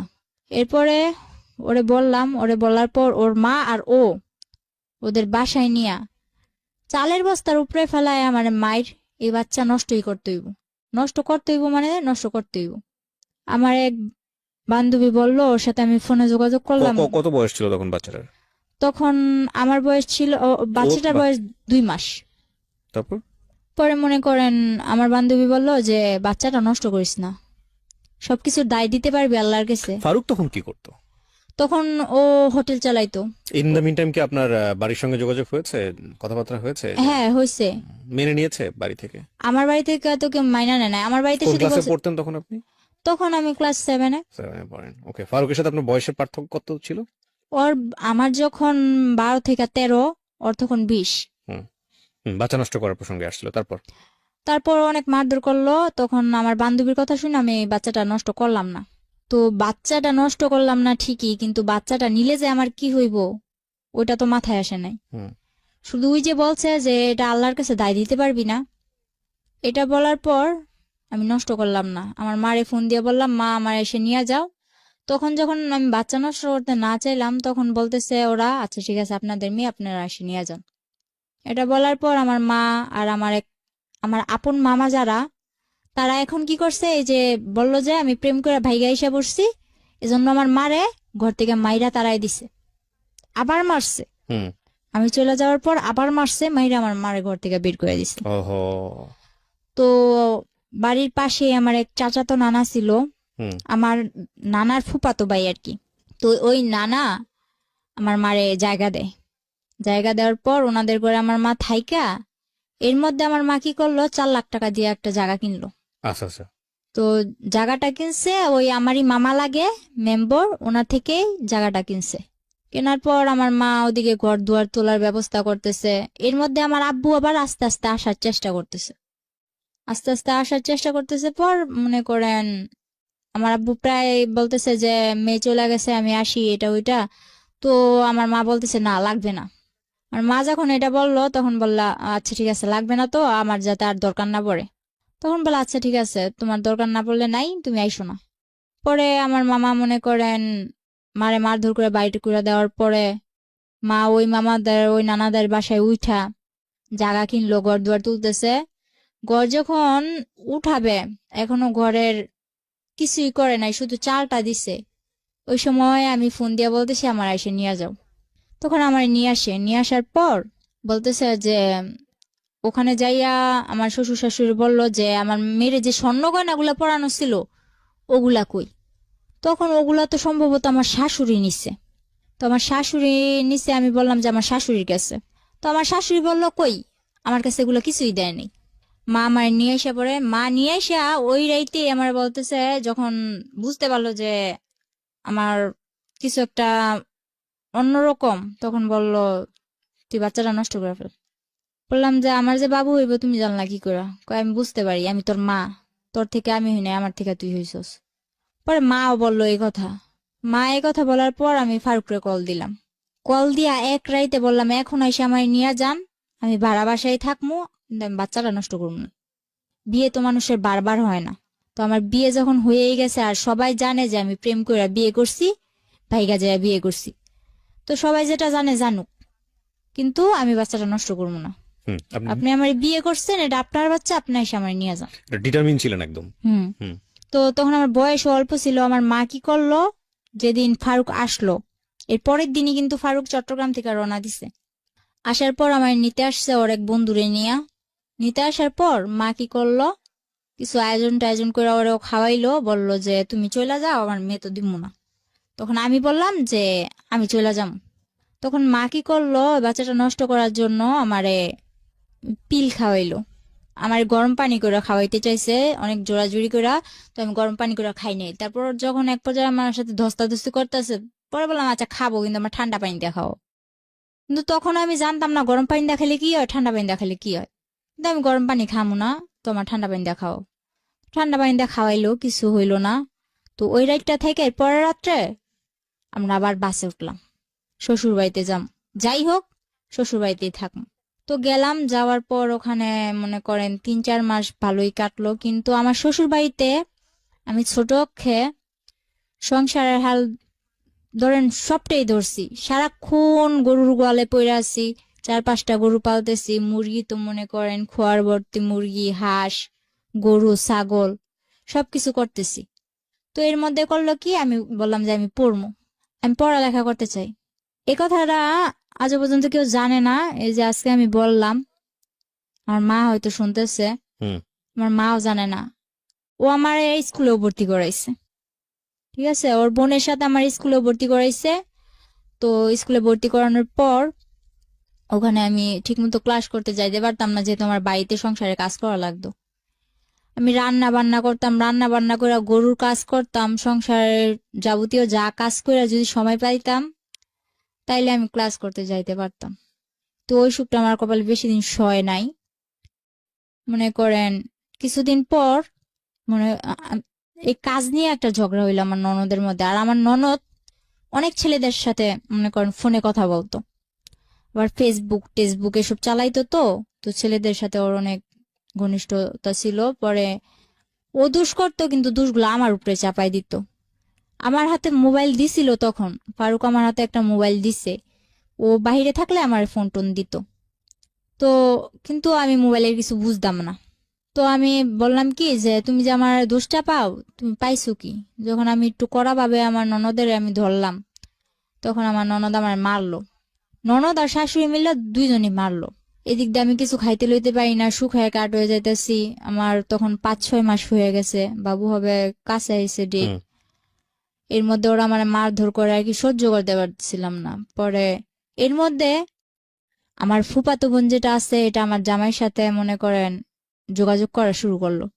আমার ফুফাতো বোন, আমার বাবার সাথে আমাদের কোনো পরিচয় নাই, কিন্তু আমার ফুফাতো বোন যোগাযোগ করে। পরে কি করলাম, মারে বললাম মা আমি বাসায় চলে যাম। পরে ফারুক আইসা আমার যে সময় আমার 4 মাস শেষ 5 মাসে পড়বো, এমন সময় ফারুক আবার আমার বাসায় দিয়া যায়। এই দিয়া যাওয়াই যাওয়া, আর কোনো খবর পাত্তা কিচ্ছু নাই। আমার বাবু হওয়া অবধি, আমি আমার বাবু হওয়ার 3 মাস পর শ্বশুর বাড়ি গেছি, এ অবধি না 2 টাকা খরচ, না আমারে কেউ দেখতে আসা, না কোনো কিছু। মা তো মনে করেন এই দিক দিয়ে আমারে একটার পর একটা খোঁটা দিয়েই যাইতেছে। সবাই দেয়, প্রেম করে বিয়ে করছো, এখন কি লেগে এরকম হেলা করবো? তো প্রেম করে বিয়ে করছি না কি করে বিয়ে করছি ওটা তো তোমরা কইলেও বিশ্বাস করতেছো না। তো যা কর ওনারা ওনাকে মতো কয়ে যায়, আমিও আমার মতো শুনি। তো ফারুকরে বললাম যে এবার কি করবা, আমার তো তোমরা কেউ দেখতে আসো না, আমি কি করবো বলো, আমি কি জবাব দিমু? তো এক পর্যায়ে ও বলল যে তোমার কিছু জবাব দেওয়া লাগবো না বাবু, আমি আসবো। হুম। তো হঠাৎ করে একদিন বলল আসবো, ঠিক আছে ও আসলো। ও যেদিন আসলো তখন ওই দিনই, ঠিক ওই দিনই আমার বাবু হইব। তো ওই দিন আমার ডেলিভারি হইলো। ডেলিভারি হওয়ার পর ও আমার মার হাতে, আমার ডেলিভারি হওয়ার সময় প্রায় খরচ গেছিল 12-13 হাজার টাকা, কিন্তু ও আমার মার হাতে খরচ দিল মাত্র 2 হাজার টাকা দিয়া। পরে বলতেছে যে আমি এবার আমার বাসায় যাওয়া লাগবো। শুধু মেয়েটার মুখ একবার দেখা, বাসায় আনার পর ও মেয়েটার মুখ দেখা ও বলে এবার আমার বাসায় যাওয়া লাগবো। তো ঠিক আছে, ও বাসায় গেল। বাসায় যাওয়ার পর আমার বলতেছে যে মিষ্টির জন্য টাকা পাঠাও, বাবু হয়েছে মিষ্টির জন্য টাকা পাঠাও। তো মা বলতেছে তাহলে তুমি যখন মিষ্টির জন্য টাকা চাইতে পারো তাহলে তোমাকে ওই দিক থেকে তো মিষ্টির জন্য টাকা পাঠাইবো। তো ওগুলা দাও। মা বলল যে তো ওগুলা দাও। বলে না আপনি পাঠান। তারপর মা বলতেছে তুমি যেগুলা দিয়ে পাঠাইবা বিকাশে পাঠানোর দরকার নাই, তুমি ওগুলা দিয়ে ওদিকে দিয়ে দাও, আর তুমি যেগুলা দিতা ওগুলা আমি আমার এদিক থেকে এগুলা দিয়ে মিটমাট করে দিই। হুম। এগুলা বলার পর মার মধ্যে ওর মধ্যে অনেক কথা কাটাকাটি হয়েছে। আমার বাবুর যখন 3 মাস বয়স, পরে ও আসলো 2 কেজি মিষ্টি নিয়ে ওর বাবারে নিয়ে আসছে, অথচ আমার বাড়ি থেকে ওরে 20 কেজি মিষ্টির দাম পাঠানো হয়েছে। পরে ওর বাবা নিয়ে 2 কেজি মিষ্টি নিয়ে আসছে। আর ভালো কথা, আমার মা যা আপ্যায়ন করা লাগে করছে। করার পর আমারে আর আমার বাবুরে হুম। ওদের কাছে দিয়া দিছে যা লাগে, মনে করেন দোলনা থেকে শুরু করে আমার বাবুর যা লাগে, আমার যা লাগে আলগা। আপনার সামনে দিয়েছে? হ্যাঁ, হ্যাঁ। কেমন লাগছিল এই মুহূর্তে? ওই জীবনের প্রথম মুহূর্তে তো বাচ্চা। আমি আর কি, আমার যে বাবু হয়েছে, আমার বাবু কিন্তু আপনার বয়স কত ছিল এই সময়টাতে? তখন আমার বয়স 14। বুঝতেন মা তো সার্বজনীন, মার আবেদন তো সার্বজনীন, সেটা যে বয়সী হোক না কেন। এতটা বুঝতাম না, কারণ আমি জানতাম এটা একটা বাবু, হুম। কিন্তু এটা যে আমার মেয়ে, আমার বাবু, এটা যে আমার একটা অংশ, ওগুলো এত কিছু না। তবে বাবুটা হাত পা নাড়ায় আমার সাথে খেলে, বাস এতটুকুই, আর কিচ্ছু না। হুম। আর এর মধ্যে আমার সমস্যার কারণে আমি আমার মেয়ের বুকে দুধটুকুও খাওয়াতে পারি। তো আমিও হাসতে খেলতে খেলতে, যে 3 মাস ছিলাম তখন তো আমার মেয়ে কিনা জন্মের পর থেকে ওরে যে হসপিটাল থেকে বাসায় নিয়ে আসছে, হুম। বাসায় নিয়ে আসার পর থেকে তো ওরও কোনো খোঁজ নাই, আমারও কোনো খোঁজ নাই। ও ঘুমাইতেছে আমার মার কাছে, আমি কাত ফিরা অন্য দিকে ঘুমাইতেছি। এটা যে আমার মেয়ে কোনো দেখশন নাই, হুম। বুঝতামই না। হুম। তো 3 মাস তো এভাবে হেসে খেলা কাটাই দিলাম। ওখানে যায় যে আমার জন্য কি অপেক্ষা করতেছে ওটা তো আমার এত কিছু মাথায় ছিল না। বললাম হ্যাঁ শ্বশুর বাড়ি যামু, মেয়ে হয়েছে শ্বশুর বাড়ি যামু। তো গেলাম। আমার মা একেবারে সুষ্টা অব্দি আমার দিয়া দিল যা লাগবো। আমার জন্য ট্যাং, আমার মেয়ের জন্য ওই সেরোলাক্স টেরোলাক্স, 7 মাস অব্দি যা খাবার লাগবো আমার মেয়ের, সব খাবার আমার মা, দুধের ডিবি টিবি যা লাগে সব কিনা দিছে। হুম। ওই বাড়িতে যখন পাটা রাখছি, রাখা মাত্র আমার শাশুড়ি কি করলো, কি আনছে কি আনছে, কি আনছে কি আনছে পর যা নিছি আর কি, শুধু দোলনাটা ঘরের মধ্যে ঝুলাই দিছে, এবিনে আর একটা সুতাও আমি চোখে দেখিনি। হুম। আমার মা 22 হাজার টাকা খরচ করে আমার মার গলার চেন বিক্রি কইরা আমারে এত সবকিছু কিনারিটা দিল। কিন্তু আমার মার চেন বিক্রি করার মূল্য রইলো কি, আমি তো কিছুই পাইলাম না যাইয়া, শুধু দোলনাটা ঝুলাই দিছে মাঝোটে। হুম। পরে আমার মেয়েটারে আমি তবু অনেক চেষ্টা করছি, একটু একটু মা বলছে যে বুকে দুধ খাওয়ানোর সুতা দিয়া তুই একটু রেস্ট নিতে পারবি, হুম। আরামে থাকতে পারবি। তো যখন আমি বলতাম যে আমার বাবুরে দুধ খাওয়াইতে হইব, তখন বলতো না দুধ খাওয়াইতে হইব না। ওনারা ওইসব তখন আমার মেয়ে কি খাইতো, সে- ই ল্যাকটোজেন 2 না 3 খাইতো, এরকম আর কি। ওইসব দুধের ডিবি টিবি নিয়া ওনাদের কাছে তো ওগুলা কবজা। আমার মেয়েরে কি দিত, সাগুদানা আছে না, হুম সাগুদানা ভিজায় রাখতাম পানি দিয়া, পরের দিন সকালবেলা উঠে ওগুলা জাল দিয়া সারাদিন খাওয়াইতাম। আর আমি সারাদিন থাকতাম মাঠে। আমি বললাম যে আমি শুনছি 5-6 মাসের বাচ্চা গো আলাদা আলাদা ফলের রস খাওয়ায়, দুধ খাওয়ায়, এটা খাওয়ায়, ওইটা খাওয়ায়, ডিম খাওয়ায়, নুডলস খাওয়ায়, কিন্তু আমার মেয়ে তো ভাত খাওয়াইতেছে। হুম তো আমার মেয়েও মার্শাল্লাহ শিখা গেছে ভাত খাওয়া। তো আমি ওর বাবার জানাইলাম যে এভাবে কি চলে, আমি সারাদিন মাঠে থাকি বাড়ির বউ হইয়া, আর আমার মেয়েটা এভাবে থাকে, আমি তো এভাবে পারতেছি না। তো আমি আমার বাসায় জানাইলাম, বাসায় জানানোর পর আমার মা, এর মধ্যে আমার মা বাহিরে চলে যায়। হুম আমার শ্বশুর বাড়ি দেওয়ার পর মা বাহিরে চলে যায়। মা বাহিরে চলে যাওয়ার পরে আমার ভাইটারে ওই আমার নানার কাছে দিছে, মাদ্রাসায় পড়ে, সারাদিন মাদ্রাসায় থাকে, রাত্র হইলে আমার নানার কাছে আসে। তো মারে বললাম, মা আমি তো এখন এভাবে থাকতে পারতেছি না, তুমি কিছু একটা করো। তো মা বাহিরে যাওয়ার পর, সৌদি আরব যাওয়ার পর, মা ধার করে আমারে 95,000 টাকা দেয়। হুম মূলত 80,000 টাকা দেয়, আমার নানা নিয়ে দিয়ে আসছিল। হুম 80,000 টাকা দেওয়ার পর ওই টাকাটা আমার শ্বশুরের হাতে দিলাম যে আমার ঘর তুলে দেন, আমি এভাবে এক ঘরে থাকতে পারতেছি না, আমার সংসার নিয়ে আমি অন্যদিকে চলে যাবো, আমার ঘর তুলে দেন। তো আমার শ্বশুর কি করলো, ওই 80,000 টাকা নিয়ে দূরে, অনেক দূরে, আমার শাশুড়ি বাড়ি থেকে একটু দূরে, এক বাড়ি পরে আর কি, হুম আমার একটা জায়গা দিল। ওই জায়গার মধ্যে ঘরের খাম টাম গাঁথলো, মাটি টাটি বইলো, এগুলা করার পর এর মধ্যে আমার শাশুড়ি আমার দিয়া কিস্তি থেকে অনেক টাকা উঠায়। এক জায়গা থেকে 1 লাখ, আরেক জায়গা থেকে 20,000, আরেক জায়গা থেকে 30,000, এরকম করে উঠাইতে থাকে।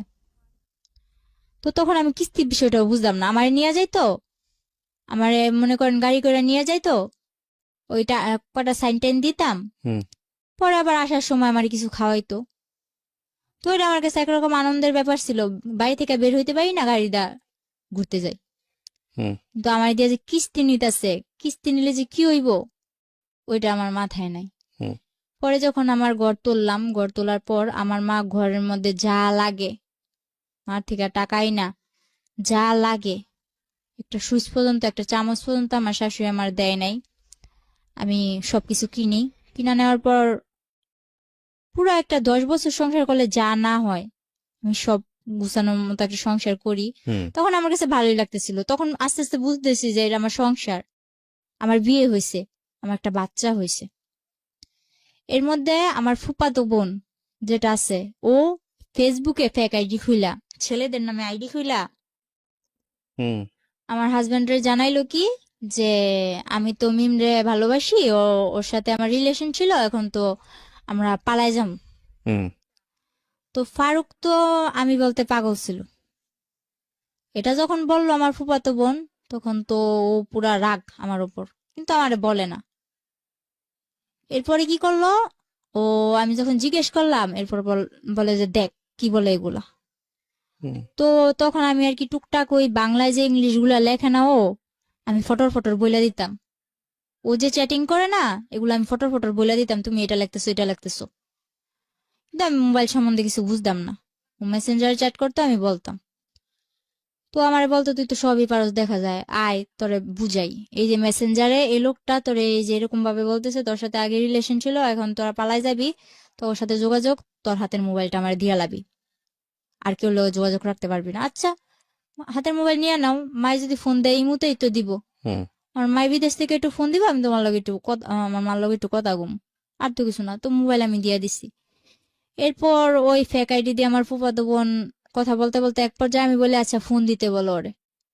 তো আমার ফুফাতো বোন কারে ম্যানেজ করছে জানি না, একটা ছেলের দিয়া ফোন করাইছে হুম ওই মুহূর্তে। ফোন করানোর পর আমার ফুফাতো বোন যাই অশান্তি লাগাইছে, লাগানোর পর আমারে মারধর করে আমার বাসায় দিয়া যায়, আচ্ছা অনেক মারধর কইরা। তখন আমার মনে করেন এরকম অবস্থা করছে, আমার বাচ্চাটা ছোট ছিল, ও পাটা আছে না, শিল পাটা, হুম আমি খাটের নিচে বসে রয়েছি, ও খাটের উপর দাঁড়ায় ওই পাটা আমার মাথায় ছেড়ে দিচ্ছিলাম। 7 দিন অব্দি আইসিইউতেও ছিলাম। ওহো। আর ও যদি মারতো তাহলে বেশিরভাগ মাথায় মারতো, আর যে জায়গায় আমি কারোর কাছে বলতে পারবো না ওই জায়গায় মারতো। বলতো যে তুই যখন আমার হবি না, কার জীবনে আমি তোর যাইতে দিব না, এরকম করে আমার মারতো। তো এক পর্যায়ে আমি 7 দিন আইসিইউ থেকে আসার পর আমি এখনো বলি নাই যে আমি 7 দিন অব্দি আইসিইউতে ছিলাম, হুম কারণ আমার মা অনেক কষ্ট পাইবো। পরে আমার বাসায় দিয়া যায়, আমার মেয়ে সহ দিয়া যাওয়ার পর আমার ভাইটারে নিয়া আমি থাকি। এদিকে আমি বাসায় এসে দেখি আমার ভাই, ছোট ভাইরে, আমার ভাইয়ের হাড় নিয়ে হইছে। হুম হাড় নিয়ে হওয়ার পর আমার ভাই বয়স অনুযায়ী বিছনায় প্রস্রাব করে দেয়। হুম আমার বাবা, যে বাবার সাথে আমার মার কোনো যোগাযোগ নাই, আমার ভাইয়ের এই রোগটার জন্য প্রথমত আমার বড় খালারে টাকা দিছে 40,000 ওর চিকিৎসা করতে। বড় খালাই করে নাই। মেজু খালাও ছিল, ও ওনাদের বাসায় গেলে ভালো মন্দ কিছু খাওয়াই দিত আমার ভাইটারে, ব্যাস এতটুকু।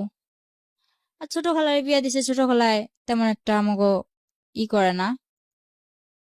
বড় মামার বউ আইছে, বড় মামাই তো বউর কথায় ওঠে আর বসে।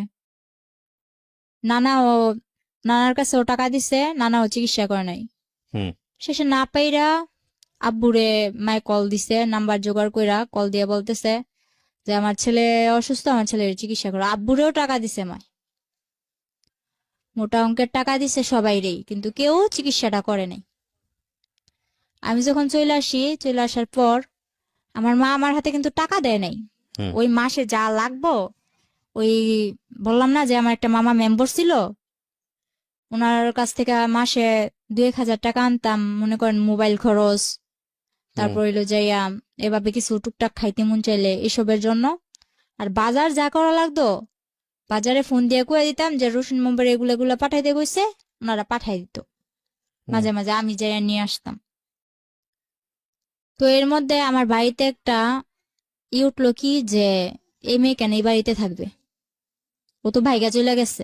হুম তো আমি যা করি ওই মেম্বরের জানাই করি, মেম্বরের কথা ছাড়া আমি উঠি বসি না। কিন্তু গ্রামের মানুষ আমার নামে আজে বাজে কথা বলা শুরু করলো। তো আমার, ওই যে বললাম না এর আগে আমার একটা রোগ হয়েছে, ওই রোগটা আবার দেখা দিছে। আমার বাবু হওয়ার 1 বছর পর আবার দেখা দিল। হুম দেখা দেওয়ার পর ওই রোগটা নিয়ে আমি অনেক দৌড়াদৌড়ি করতেছি, কবিরাজ বাড়ি, ডাক্তার কাছে, নারায়ণগঞ্জ ডাক্তার, ঢাকা এসে দৌড়াদৌড়ি করতেছি। তো তখন আমার মেয়েটারে আমার ছোট ভাই রাখতো, হুম আমি একা একা দৌড়াদৌড়ি করতাম। তো সবাই বলতো এ মেয়ে তো আবার কোনো ছেলের সাথে চক্কর আছে, হুম নয়তো এত রাত্রে এ মেয়ে বাড়ি ফিরে, রাত বাজে 8টা, এই 8টা বাজে এই সকালবেলা যায়, 8টা বাজে আসে, হুম বা বিকাল বেলা যায়, রাত্রে 8টা বাজে আসে, এসব বলা বলি করতো।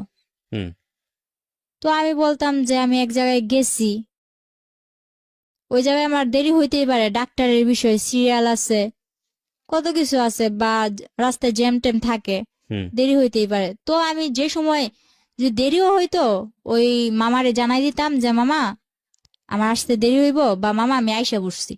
হুম তো ওই মামা সবকিছু ওদিক দিয়ে ঠিকই আছে, মামা বাগনির এদিক দিয়ে ঠিকই আছি, মেম্বরে আর আমি ঠিকই আছি। আর আমার মা, হুম যে কোনো সমস্যা হোক আমার মা আমার ওই মেম্বার মামার লগে হুম শেয়ার করতো। পরে আমার মামা সবকিছু জানতো, কিন্তু এদিক দিয়ে আমার বাড়িতে এরকম আমার নিয়ে অনেক বড় একটা ঝগড়া হয় যে আমি অন্য ছেলে নিয়ে ঘুরতে যাই, হুম আমার মেয়েরে আমার ছোট ভাইয়ের কাছে রাইখা, আমার ভাই অসুস্থ আমার ভাইয়ের কাছে রাইখা যায়। হুম তো এক পর্যায়ে আমি বললাম যে মা আশা করি তো আমার ভাই তো অনেক অসুস্থ, ওর তো অপারেশন করা লাগবে। হুম আমি মারে না জানাই আমার ভাইয়ের এক্সরে করাই, রক্ত পরীক্ষা যা লাগে করাইছি। করানোর পর মারে বললাম, মা আবার ওই মামারে বলল, মা বলল যে ওর হাতে টাকা দিস না, কিন্তু কোন জায়গায় অপারেশন করব ওই জায়গায় তুই টাকা দিবি। হুম কিন্তু আমার হাতে টাকা দিতে না করলো। পরে আচ্ছা ঠিক আছে, আমার হাতে টাকা দিত না। পরে আমার গাড়ি ভাড়া দিয়ে যে যামু ওই টাকাটাও আমার কাছে নাই। পরে মানুষের থেকে ধার টার করে নিয়ে গেলাম। যাওয়ার পরে ওদিকে যাইয়া ভাইয়ের অপারেশনটা করাইলাম।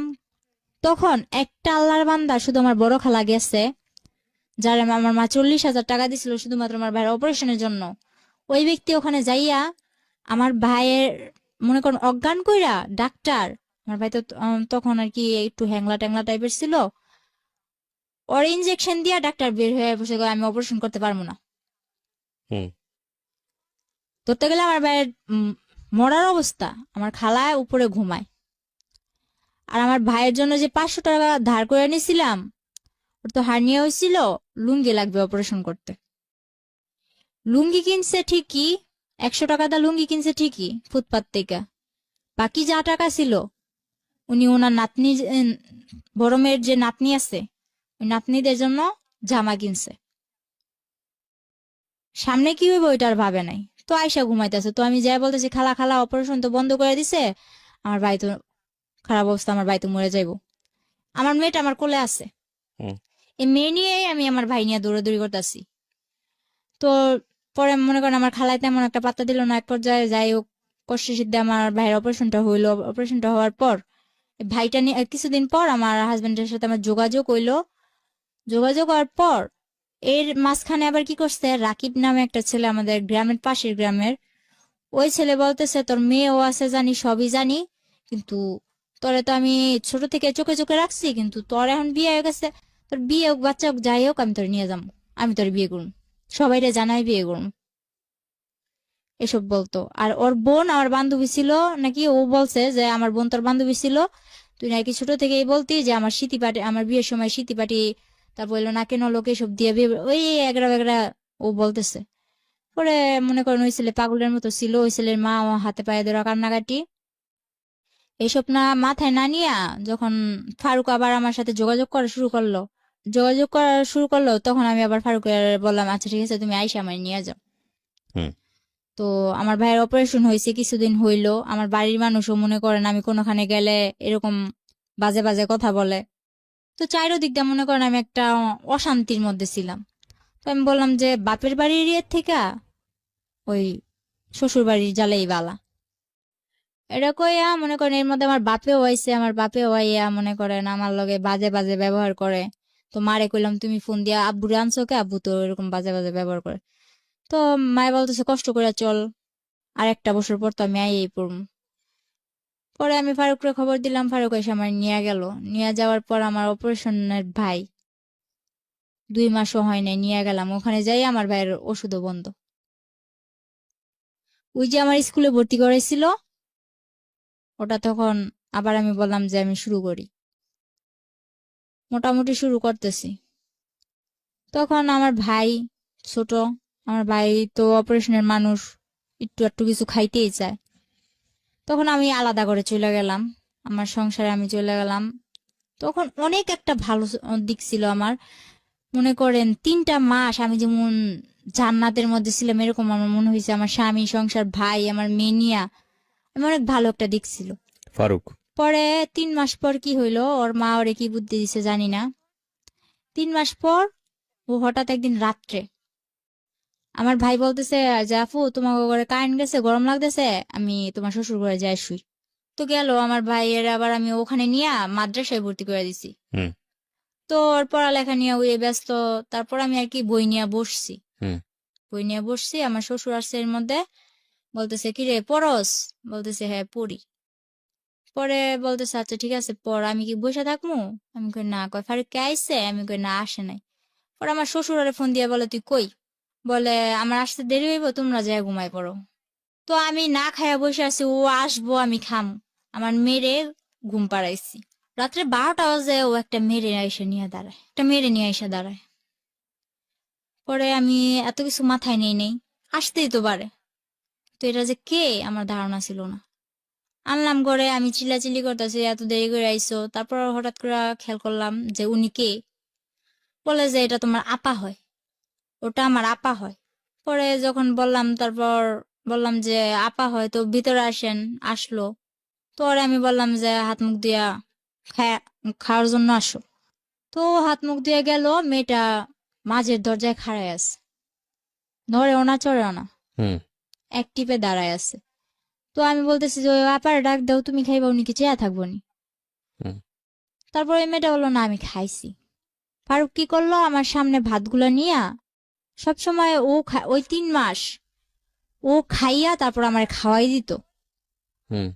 ওই দিন কি করলো, ও ভাত নিয়ে নাড়তেছে, তো আমি বলতেছি তুমি খাইবা কোন সময়, আমি বা খামু কোন সময়, হুম। এতক্ষণ ধরে বসে আছে, আমার খিদা লাগছে, তাড়াতাড়ি করো। ও বললো কি আমি খাই আসছি। ও বাইরে থেকে ওই মেয়েটার সঙ্গে একসাথে খাইছে। হুম। তো আমি বললাম আমি এতক্ষণ ধরে না খাই আছি আর তুমি বাইরে থেকে খাইছো। কয় হ্যাঁ। পরে আচ্ছা ঠিক আছে, না খাইলে নাই, এত কিছু মনে নেই নেই। হুম। পরে ও আমার ডাকতেছে যে আসো বিছনাটা করে দিয়া যাও। তো আমি বলতেছি এ আপা শুইব কই। পরে কইতাছে যে তুমি ওই রুমে বিছনা করো, ওই রুমে বিছনা কইরা বাবুরে ওই রুমে নাও।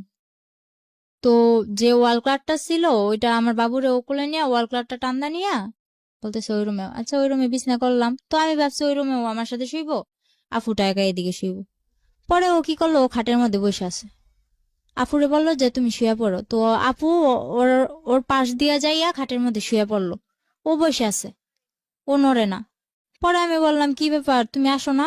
ও আসে না। তখন আমার মনে কিছু একটা বাড়ি খেলো। আমি সারা রাত মাঝ দরজায় বসে আছি, কিন্তু আমার কোনো কথা নাই, শুধু চোখ দিয়া পানি পড়তেছে যে আসলে কি হইতাছে। পরে সকালবেলা আমার শাশুড়ির খবর দিলাম, খবর দেওয়ার পর আমার শাশুড়িও কিছু করলো না। 3 দিন মেয়েটা আমাদের বাড়িতেই থাকলো, কিন্তু আমার ভাইরে এক বিন্দু বুঝতে দেয় নাই যে ফারুক ওরা আনছে কি ভালো মন্দ। আমার ভাইরে এতটুকু বুঝতে দেয় না, যার জন্য আজও পর্যন্ত আমার ভাই বলতে পারে না এসব কিছুই হয়নি। পরের দিন যখন ওর মার সাথে আমি বললাম যে এরকম এরকম করে আনতেই পারে, ভালো কথা, বিয়ে করছে ভালো কথা, আমি কিন্তু বিয়ের কথাটা তুলি নাই। আমি যখন বলছি এই মেয়েটাকে ও আনছে খালাতো বোন বইলা, তো খালাতো বোন ভালো কথা, তো এক বিছানায় থাকে কি কইরা। কয় তুই ছোট মানুষ, এসব বুঝবি না। তো হ্যাঁ আমি মানলাম আমি ছোট মানুষ, আমার বয়স 14, কিন্তু আমার তো এতটুক বুঝার ক্ষমতা আছে, এক বিছানায় কি করে শোয়। তো পরে আমার বললো কি যে হ্যাঁ বিয়ে করছে আনছে, তো তোর কি। এটা আপনাকে কি বলেছে আপনার শাশুড়ি? শাশুড়ি বলতেছে। হুম। তো আমার শাশুড়ির ঘরে নিয়ে যায়, আমার শাশুড়ির ঘরেই থাকে, ফারুক আমার সাথে থাকে। আমার ভাইটা মাদ্রাসায় আসে যায়, আমার ভাই কিচ্ছু জানে না। হুম। পরে মনে করেন 3 দিন পর ওই মেয়েটা ওই মেয়ের বাসায় চলে যায়, আমার ঘরে আবার অশান্তি শুরু হয়। ফারুকের মেজু বোন যেটা, ওটার হাজবেন্ড আবার ঘর জামাই থাকে, হুম। ওটাকে আইনা আমার ঘরে তুললো। আমার সংসার তো চলেই, এর মাঝে ওই সংসারও এ ঘরেই থাকবে। ওদের ঘরে 2টা বাচ্চা আছে, আর ওরা আর কাদের ঘরে দুটো বাচ্চা? ওই আমার ননাসের ঘরে হুম। ওরা এখানে থাকবে। তো এক পর্যায়ে আর কি আমি বিষয়টা মাইনা নিতে পারি না। আমি অনেক চিল্লাচিল্লি করার পরে ওরে বলি যে আমি এগুলা পারবো না। আপনার বিয়ে হয়েছে 12 বছর বয়সে, হুম। আপনার কথা যদি ঠিক থেকে থাকে, হুম। তখন আপনার বয়স 14 বছর। হুম। আপনার তখন একটা বাচ্চা হয়ে গেছে। হুম। বাচ্চার বয়স তখন কত, 1 বছর বা 2 বছর হ্যাঁ এরকম? 1 বছর। 1 বছর। আর আলটিমেটলি হচ্ছে এই সময়ে আপনার হাজবেন্ড আরেকটা বিয়ে করেছে। হুম। ওকে। হুম। পরে ওরে আমি বলার পর আমি বলতেছি আমি থাকবো না তোর সাথে। আপনার মা কোথায় তখন? তখন আমার মা বিদেশ। তখনও বিদেশ? হুম। আচ্ছা। তখন আমার যখন অনেক মারধর করে আর কি, পরে এক পর্যায়ে আমার অনেক মারে আর কি। ও বলতেছে তোর পাগল বানাই দিম, তোর পাগল বানায় ছেড়ে দিম। তারপর আমি কি করলাম, মাইর খাইয়া সকালবেলা উঠা ওরে আমি বললাম তুমি আমার এরকম করে মারতে পারলা, আমি তো তোমার কাছে ইচ্ছা করে আসি নাই। এর মধ্যে ও সবাইরে জানাইছে কি, আমার বাড়ির লোক ওর বাড়ির লোক সবাইরে জানাইছে আমাদের মধ্যে কোনো একটা সম্পর্ক ছিল, আমরা প্রেম করে বিয়ে করছি। এই আমি ওর কাছে ওই চট্টগ্রাম গেছি, কিন্তু ও আমারে আনে নাই। হুম। ও জানাইছে এরকম। যাতে করে আপনি আর ফ্যামিলিতে ব্যাক করতে না পারেন। হ্যাঁ, হুম। ও এরকম জানাইছে যে আমি চট্টগ্রাম গেছি ইচ্ছা কইরা স্বইচ্ছায়, ও আমারে নেয় নাই। হুম। আমার ফ্যামিলিতেও এটা বুঝাইছে, ওর ফ্যামিলিতেও এটা বুঝাইছে। তো আমি যখন ওর ভাত খামু, ওর সংসার করমু, আমার ভিতরে এত কিছু ছিল না যে হ্যাঁ আমি ওর কথাটা দুই করমু। আচ্ছা ঠিক আছে, ও যা বলছে এটাই, এটাই সত্যি, আমার সত্যি মিথ্যার প্রয়োজন নেই। এটা ভাইবা আমি ওরে আর কিছু বলি নাই। আমার বাড়ির যাই হোক, লোকের তারপরে কি হলো, আপনার কি করলেন আপনি? হ্যাঁ পরে মনে করলেন আমার বাড়ির লোকের সত্যি কিছু বলি নাই। হুম। ও আমার অনেক মারার পর আমি যাই কেস করি একটা। কেস করলেন? হুম। হুম। আমি জানি না ওইদিকে রাস্তাঘাটও চিনি না। হুম। মাইর খাইয়া সকালবেলা আমার ভাইটার আর আমার মেয়েটারে না খাওয়া অবস্থায় এর মধ্যে এই মারামারির মধ্যে ও আমার 1 মাস না খাওয়ায় রাখছে। হ্যাঁ, তো আপনি 1 মাস তো আর না খেয়ে থাকতে পারেন না, মানে খাওয়া দাওয়ার কোনো রুটিন ছিল না আসলে? রুটিন বলতে কি, ও আমার টোটালি কোনো কিছু খাইতেই দেয় নাই। ওই পাশের যে ঘর ছিল না, উনি টিনের ঘর ছিল তো আমার, টিন কাইটা নিচ দিয়া খাবার দিয়া যাইতো, কিন্তু আমার শাশুড়ি জানতো না। ওইটা খেতেন আপনি? ওটা খাইতাম। তো পরে আমার ভাইয়েরও ওটা খাওয়াইতাম, আমার মেয়েরও ওইটা খাওয়াইতাম। পরে যখন ওনারা জানতে পারলো যে উনি আমার এরকম করে খাবার দেয়, ওনার উপরে কিন্তু অনেক চাপ সৃষ্টি হয়েছে। কে ছিল উনি? উনি কেউই ছিল না, ওদিকেরও কেউ ছিল না, কিন্তু ওখানে যায় জায়গা কিনছে, জায়গা কিনা বাড়ি ঘর মানে করছে আপনাদের আর কি। প্রতিবেশী আর কি? হ্যাঁ।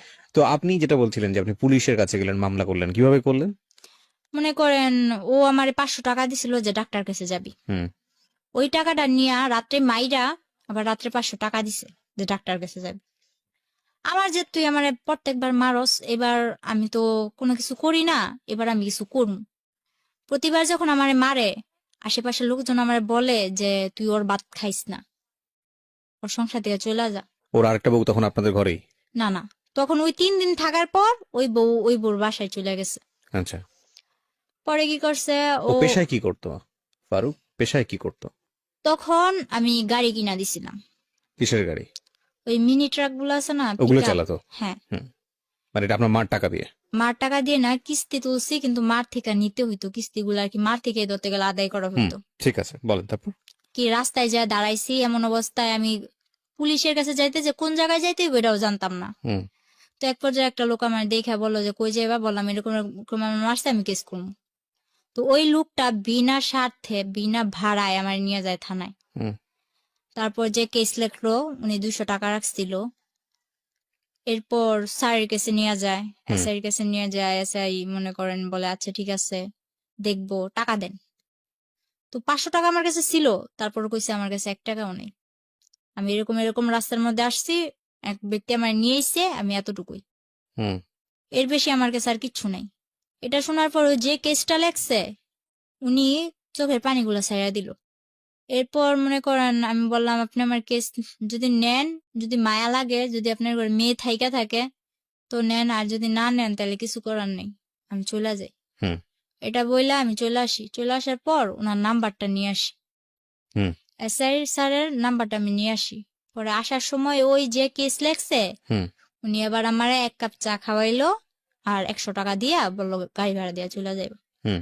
তো গাড়ি ভাড়া দিয়া আসার সময় ফারুক আবার আমার দেখছে যে আমি থানার দিক থেকে আসতেছি, হুম। ও গাড়ি চালাইতেছে। পরে মনে করেন ও থানার থেকে ওদিকে গেছে, থানার ওদিকে গেছে, ও কিছু জানতে পারে নাই হুম। যে আমি গেছি কি ভালো মন্দ। বাসায় এসে আমার জিজ্ঞেস করছে কই গেছিলি, কাজিরহাট। আমি কই কাজিরহাট আমি ডাক্তার কাছে গেছিলাম। কই কাজিরহাট তো কোনো ডাক্তারের দোকান নাই। তো আমি বলতেছি একজন বলছিল আছে, তো গেছিলাম পাইনি, হুম। নাকি একটা বানাই টানাই বইলা দিচ্ছি। হুম। পরে আমার তো আর মার সাথে ফোন করতে দেয় না। যাই হোক, এক ভাবির মোবাইল দিয়া ফোন করি, অনেক কষ্টে ফোন করি। ফোন করে বললাম মা আমি তো একটা কাজ করে ফেলছি, হুম। আমার এমন এমন মারছে, তোমার এতদিন জানাই না। ওর কাছে আমি যতই মাইর খাইছি, আমি কিন্তু আমার মারে জানাই নাই। ঠিক আছে। পরে মনে করেন মারে জানানোর পর মায়ে কয় তুই এটা কি করছস, তুই কেস হুম। কেন করছস, তুই এটা ভুল করছস। মারে বললাম আমার মারছে, ওইটা কি ভুল না? এটা বলার পর মা মনে করেন আর কিছু ভাবলো না, মা টিকিট কাটলো, বাংলাদেশ আসার? বাংলাদেশে চলে আসবো। হুম।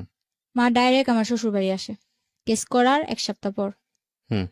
এর মধ্যে আমার মারধরও করছে, আমি হসপিটালও আমার নিয়ে যাওয়া হয়েছে। যারা হসপিটাল নিছে তারাও মাইর খাইছে আমার জন্য। হুম। এরকম ভাবে মারতো। আর যতবার মারতো, ওই আমার বাবা যেমন আমার সামনে রেখে আমার মারে মারতো না, ওরকম আমার মেয়েটারে আর আমার ভাইটারে সামনে রেখে আমারে মারতো। হুম। হুম। হুম।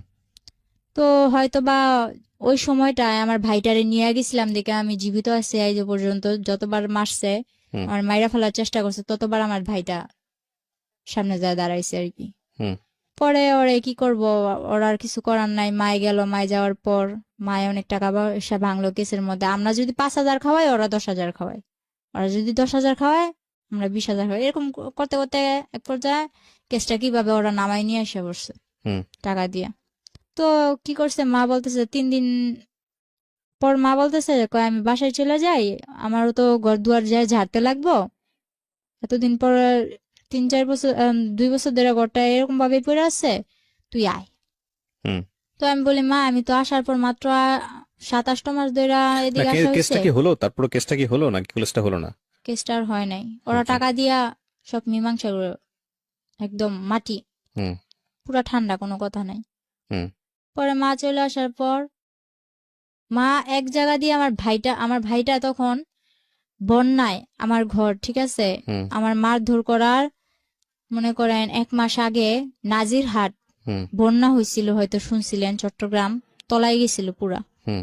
আমার ঘরে প্রায় আমার বুক সমান পানি, আমার ঘরের পিড়া টিরা সবকিছু নিয়ে গেছে, শুধু আমার ঘরটা পাকা ছিল দেখে আমার ঘরটা টিকে আছিল এক পর্যায়ে স্রোতের মুখে। হুম। তো এই মনে করেন আমার শুধু ভিটাটার জন্য আমার ঘরটা ছিল। পরে আমার ভাই আর আমার মা বিদেশ থেকে আসার পর আমার এই যে মারছে, ওদিকে না চাইয়া আমি বলছি যে মা আমি ওর ভাতই খামু। মানুষ হুম। কত কষ্ট করে ভাত খায় না, গাজারুর ভাত খায়, জুয়ারুর ভাত খায়, আমি ওর ভাত খামু। পরে তারপরেও মায়ের বলছেন আপনি ফারুকের ভাত খাবেন? হ্যাঁ, আমার একটা মেয়ে আছে, আমি খামু।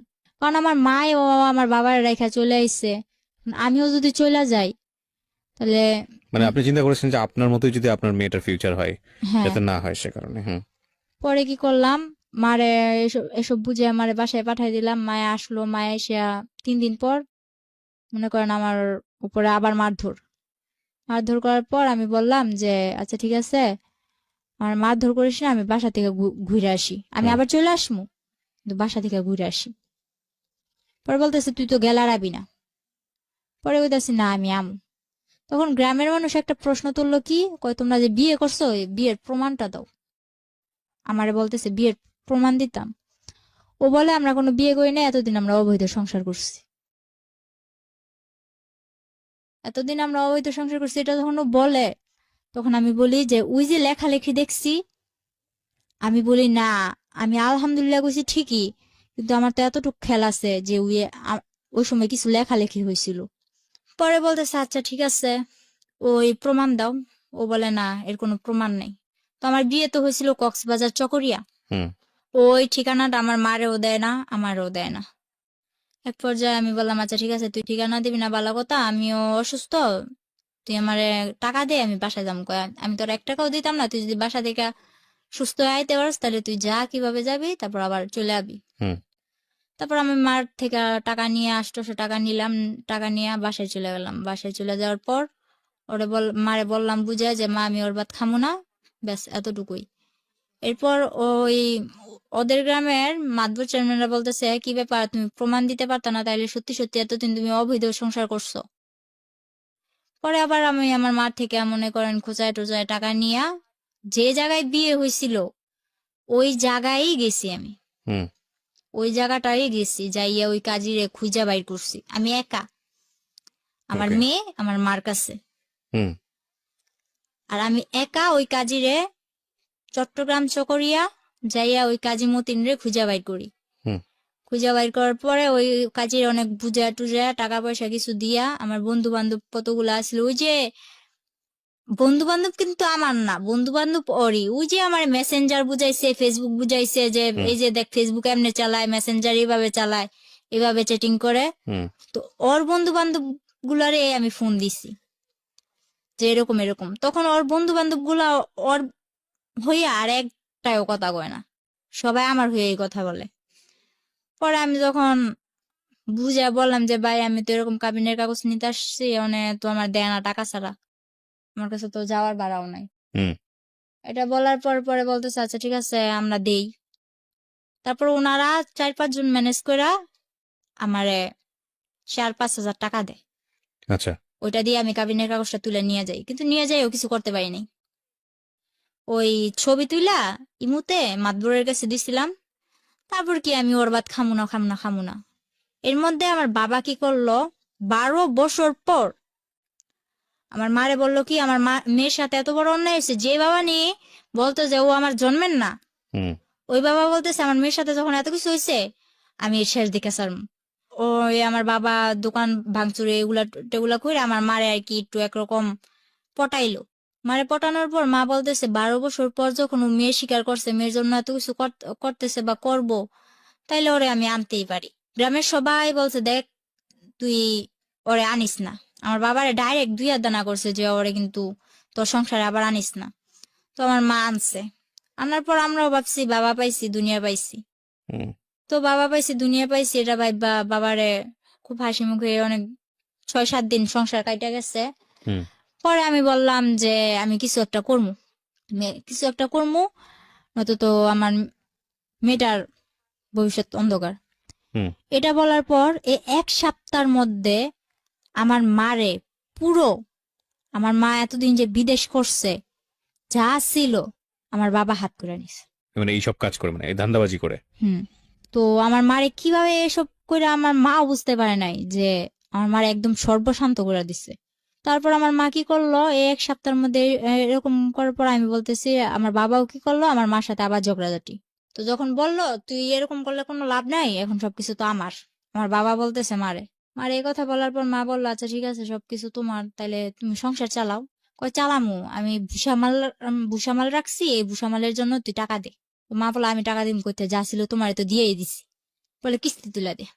শেষ পর্যায়ে মা একটা কিস্তি তুলা দেয়। কিস্তি তুলা দেওয়ার পর বাবা ওই কিস্তির টাকা মুকা নিয়ে বাবা চলে যায়। হুম তো ওই সময় আমাদের সংসারটা এরকম পর্যায়ে যায়, একবেলা খাইতো আর একবেলা তাকায় থাকি। তখন আমি বললাম মা আমি কিছু একটা করুম।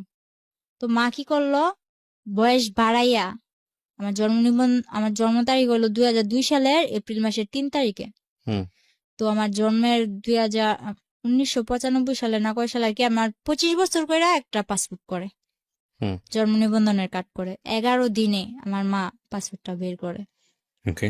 টাকা দিয়া, ধার কইরা টাকা নিয়ে আমার পাসপোর্ট করছে আর বাহিরে পাঠাই দিব। বাবা 1 মাস পর আবার আইসা বলতেছে আমি সংসারের হাল ধরমু, মাইয়াটা বিদেশ পাঠান লাগতো না, মাইয়ারে বিয়া দিব। আমার মেয়েটা আছে, বলতেছে নাতিন আমি পালমু, মাইয়া বিয়া দিব। হুম তখন মা এখনো জানে না, কিন্তু আমি খবর নিয়ে দেখছি এমন একটা ছেলের সাথে বিয়ে দিতে চায় যে মনে করেন, আমি মনে করি যদি গরিবের ভাতও খায় না, বাসতলায়ও থাকে না, তাও সুখ আছে, কিন্তু যারা নেশা করে তাদের ভিতরে সুখ নেই। হুম হুম এটা জানার পর আমি মনে করেন বাবার সাথে অনেক রাগারাগি অনেক কিছু, পরে আমি আবার ফারুকের সাথে যোগাযোগ করা শুরু করি লুকায় টুকায়। আমি চলে আসার পর বাবা 3 মাস আমার মোবাইলটা বন্ধ রাখে। বন্ধ রাখার পর ফলে ফারুক আমারে ফোন দিয়া পায় না, আমিও ফারুকের কাছে ফোন দিতে পারি না। তো ও ভাবে যে ওর ভাত খামো না, এই জন্য যোগাযোগ করিনি। হুম তো এটা ভাবার পর ও আমার আমার টেনশন মাথা থেকে সাইয়াই দেয়। ও ওই যে আগে যে একটা বিয়ে করছে, ওই বিয়ের পরও আমাদের নবীগঞ্জ, নারায়ণগঞ্জ নবীগঞ্জ এর মধ্যে এদিকে এসে একটা গার্মেন্টস এর মেয়ে বিয়ে করে। মানে সে বিয়ের উপরেই আছে আর কি মোটামুটি। হ্যাঁ। হুম পরে আমি জানতে পারি যে কোনো ভাবে, জানতে পারার পর ওরে বলি যে তুমি এরকম এরকম বিয়ে করছো। কয়, বিয়ে করছি ঠিক আছে, তুই যদি নারায়ণগঞ্জ আইসা আমার জন্য টাউনে আইসা কোন একটা কাজ কর্ম ঠিক করস, তাহলে আমি তোর কাছে আয়া পড়বো, একটা বাসা লবি, তুই আর আমি থাকবো। তো আমি বললাম যে বাবা আমি বিয়ে করবো না। তখন আমার বাবা আমারে অনেক মারধর করে। আপনি আবার চলে যান ফারুকের কাছে? চলে যায় না, ও তাহলে? আমার কাছে আসে না। আপনি যান, যেতে রাজি ছিলেন? হ্যাঁ। হুম। পরে বাবা আমার অনেক মারলো, মনে করেন আমার তো বাবুর আব্বু মারছেই, ফারুক তো আমার মারছেই, কিন্তু ফারুকের থেকে দ্বিগুণ আমার বাবা আমারে মারলো। হুম পরে মা আমার জন্য মা অনেক মাইর খাইলো। পরের দিন আমি বললাম যে আমি থাকবো না, আমি চলে যাবো। হুম তো কিছুতেই আমার ঘর থেকে বের হইতে দেন আমার মা। পরে কি করলাম, বললাম আমি খালাগো বাসায় যাবো, আমি আমার কাছে ভালো লাগতেছে না, আমি খালাগো বাসায় যাবো। হুম এটা বইলা 40টা টাকা নিয়ে আমি ঘর থেকে বের হয়েছি, হুম গাড়ি ভাড়া নিয়ে আর কি। 40 টাকা নিয়ে ঘর থেকে বের হয়েছি। এরপর আমি পাসপোর্ট করতে যাইয়া একটা মেয়ের সাথে, ওই সেন্টারে থাকে না, ওই সেন্টারে একটা মেয়ের সাথে আমার পরিচয় হয়েছিল। ওই মেয়েটার আমি কল করলাম হুম যে শাপলা আমি তো এরকম এরকম বাসা থেকে বের হয়ে চলে আসছি, এখন আমি তোমার কাছে যাবো। আমি আর খালাগো বাসায় গেলাম না, আমি ঢাকা টঙ্গী চলে আসি, হুম আব্দুল্লাপুর, ওই মেয়েটার কাছে। মা তো ওদিক দিয়ে আমার মেয়ে কই গেছে, মা তো পুরা পাগল। বাবা পুরা আর কি ছড়াই দিছে যে অন্য ছেলের সাথে রিলেশন ছিল, অন্য ছেলের ভেঙে সাথে। গেছে বা এরকম হ্যাঁ কিছু। এরকম। আর এর মধ্যে আমার যে মোবাইলটা ছিল ওখানে আর কি আমার দেওর, তারপর হইলো ওর গ্রামের আশেপাশে বা অন্য যারা গাড়ি চালাইতো দু একজনের নাম্বার ছিল না, হুম। ওইরকম নাম্বার গুলা নিয়ে সবাই আমার বাবা বিরক্ত করলো যে কার সাথে গেছে আমার মেয়ে, এগুলো আসলে লোক দেখানোর জন্য। পরে আমার বাবা এরকম করার পরে আমি চলে আসলাম। তারপর ওই ফেসবুকে ওরই বন্ধু এক আনোয়ার, ও ওমান থাকে, ও কি করলো, হঠাৎ করে আমার ফোনে ফোন দিল। তখন আমি ওই শাপলার কাছে, যে মেয়েটার সাথে আমার পরিচয় হয়েছিল, ওই মেয়েটার কাছে, শাপলার কাছে। পরে কি করলাম, ওই শাপলার কাছে যাওয়ার পর আমি ঘুম, হুম। ওই আনোয়ার কল দিছে আমারে। কল দেওয়ার পর আমি রিসিভ করি না, ও রিসিভ করে বললো যে মিম কই। বলে মিম তো ঘুমাইতেছে, ও তো অনেক অসুস্থ, ও তো ওর বাড়ি ছেড়ে চলে আসছে, ওর বাবার অনেক মারধর করছে, ও তো এখন চলে আসছে। হুম। কয় ও কি কিছু খাইছে? ওই আনোয়ার আবার আমার প্রতি একটু দুর্বল ছিল, এটা আমি জানতাম না, হুম। তখন জানলাম। ও কি কিছু খাইছে? পরে শাপলা বললো না খায় নাই, আমার কাছে টাকা নাই, খাওয়াইতে পারেনি। ওই ছেলে আবার কি করছে, আমারে কিছু না বইলা, আমার সাথে কিন্তু ওর সাথে তখন ওরকম কোনো সম্পর্ক নাই, বন্ধু যে, বন্ধু হিসেবেও কোনো সম্পর্ক নেই। ও কি করলো, বললো যে তুমি এখন বিকাশের দোকান যাও। ওই মেয়েটার সাথে সাথে বিকাশের দোকানে যাওয়ার পর 10,000 টাকা দেয় ওরে হুম। আমারে খাওয়ানোর জন্য, কিন্তু আমি জানি না। পরে ওই মেয়েটা আমার নিয়ে আমার বলে না, আমার ফোনে আর ফোন দেয় না, ওই শাপলার নাম্বার নিয়ে শাপলার সাথে যোগাযোগ করে আমি কেমন আছি, ভালো আছি কিনা, শাপলারে জিজ্ঞেস করে, হুম। তো আমারে জিজ্ঞেস করে না। পরে শাপলা আমার খাওয়াইতেছে দাওয়াইতেছে খুব ভালো। এর মধ্যে আরেকটা ছেলে, ওর নামটা আমি ভাঙতে চাইতেছি না, ওই ছেলেটাই মেসেঞ্জারে আমারে বলে, ওই ছেলেটার সাথে আমার অনেক দিন ধরে যোগাযোগ, আমার মেয়ে আছে, আমার কিভাবে সংসার ফেলায় আমি আসছি, আমার বাবা আমারে মারধর করে, টোটালি সব জানে। ফেসবুকে।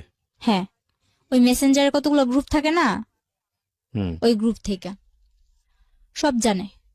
সব জানার পর তারপর ও বললো কি, ওরে কিন্তু আমি প্রথম আঙ্কেল ডাকছিলাম, ওই ছেলেটারে প্রথমে আমি আঙ্কেল ডাকছিলাম। পরে ওই ছেলেটা বলে যে, আমি বলতেছি যে এক পর্যায়ে যখন আমি ওই টঙ্গী আবদুল্লাপুরে চলে আসি, এরপর আস্তে আস্তে আমি ওই মেসেঞ্জারে কথা বলা শুরু করি ফারুকের সাথেও, আর ওর বন্ধু বান্ধবের সাথেও, আর আমার কিছু বন্ধু বান্ধব আছে ওদের সাথেও। এরকম করতে করতে অনেক বন্ধু বান্ধব হয়ে গেল। তো ওই ছেলেটা বলতেছে যে তখন আমার ফেসবুকে সবাই বাবলি নামে চিনতো। তো যেখানে মারিয়া নামটা শোনে, ওইখানেই আমার হাজবেন্ড ফারুক আমার ভাইরাল করে, ওই অন্য মাইশের বডিতে আমার ফেস টেস লাগায়া ভাইরাল টাইরাল করে, অপমান করে। হুম। তো আমার এক ফ্রেন্ড আমারে মিম মিম আক্তার নামে একটা আইডি খুলে দিল। হুম। তো মিম আক্তার নামে আইডি খুলে দেওয়ার পর তখন থেকে আমার মিম মিম বলে। যখন ওই ছেলের সাথে আমার পরিচয় হইলো, ওই ছেলের সাথে পরিচয় হওয়ার পরে আমি বলতেছি যে এরকম এরকম, আমার একদিন জিজ্ঞেস করতেছে যে তোমার সমস্যা কি, তুমি কারোর সাথে বেশি মিশো না কেন, আর তোমার দেখলে সবাই এত অপমান করে কেন। এটা যখন বলছে তখন আমি সবকিছু ওর কাছে ভেঙে বললাম। তখন ও আমারে বলল, কয় আমারও একটা বোন আছে, ও ইন্ডিয়া চলে গেছে, ওর নামও, আমার নাম যেটা ওর নামও এটা। তো এক পর্যায়ে বললো যে তুমি যদি আমাদের এখানে আসো তাহলে আমি কাজ ঠিক করে দিতে পারি তোমারে। তো আমি এতটুকু বিশ্বাস নিয়ে গেছিলাম। আর যাওয়ার আগে ও আমার এতটুকু ভরসা দিছিল যে ওর কাছে যাওয়ার পর আমার কোনো ক্ষতি হইব না, হুম। আমার গায়ে একটা আঁচড়ও লাগবো না। যাওয়ার পর যেটা হইলো, কিছুদিন ভালোই ছিলাম, একটা বাসায় উঠলাম। তো ওই আনোয়ার এদিক দিয়ে আমার জন্য পাগল, শাপলারেও পাগল করে দিতেছে, ওইটাও আমি জানি না। হুম। আনোয়ারের মা আমারে ফোন দেয়, আনোয়ারের ভাবি আমারে ফোন দেয়, ফোন দিয়ে আর কি যা ইচ্ছা তাই। পরে হুম। মনে করেন ওই ছেলেটার ওখানে যাইয়া কিছুদিন ভালোই ছিলাম, একটা ফ্যামিলিতে যাই আমি উঠি, ওঠার পর ওই ছেলের সাথে মনে করেন ও আমার কাজ ঠিক করে দেয়, কাজ টাজ করি। পরে এক পর্যায়ে ও আমার কি করলো, আমার অনিচ্ছাকৃত ভাবে ও আমার পুরোটা যাই না, ও আমার সাথে জোর কইরা মনে করেন ফিজিক্যাল ভাবে আর কি এক পর্যায়ে হ্যারাসমেন্ট আমার, করা। হ্যাঁ। পরে এরকম করতে লাগলো, এরকম করতে করতে তিনবার আমার সাথে এরকম বাজে এরকম হয়েছে। হওয়ার আপনার পর বাচ্চাটা কোথায় তখন? তখন আমার মার কাছে। তো আপনি ছেলেটার কাছে কেন গেলেন? ওই ছেলেটার কাছে তো আমি যাই নাই, ওই যে আমি টঙ্গী চলে আসি, আমার বাচ্চা টাচ্চা বাবা মা সব ফালায় রেখা। হুম। টঙ্গী থেকে ও আমারে বললো যে তুমি এদিকে আসলে নারায়ণগঞ্জ আসলে। এটা যাওয়া ছেলেটার কাছে, বুঝতে হবে কোনটা ছেলের কাছে যাওয়া কোনটা ছেলেটার কাছে যাওয়া না, এটা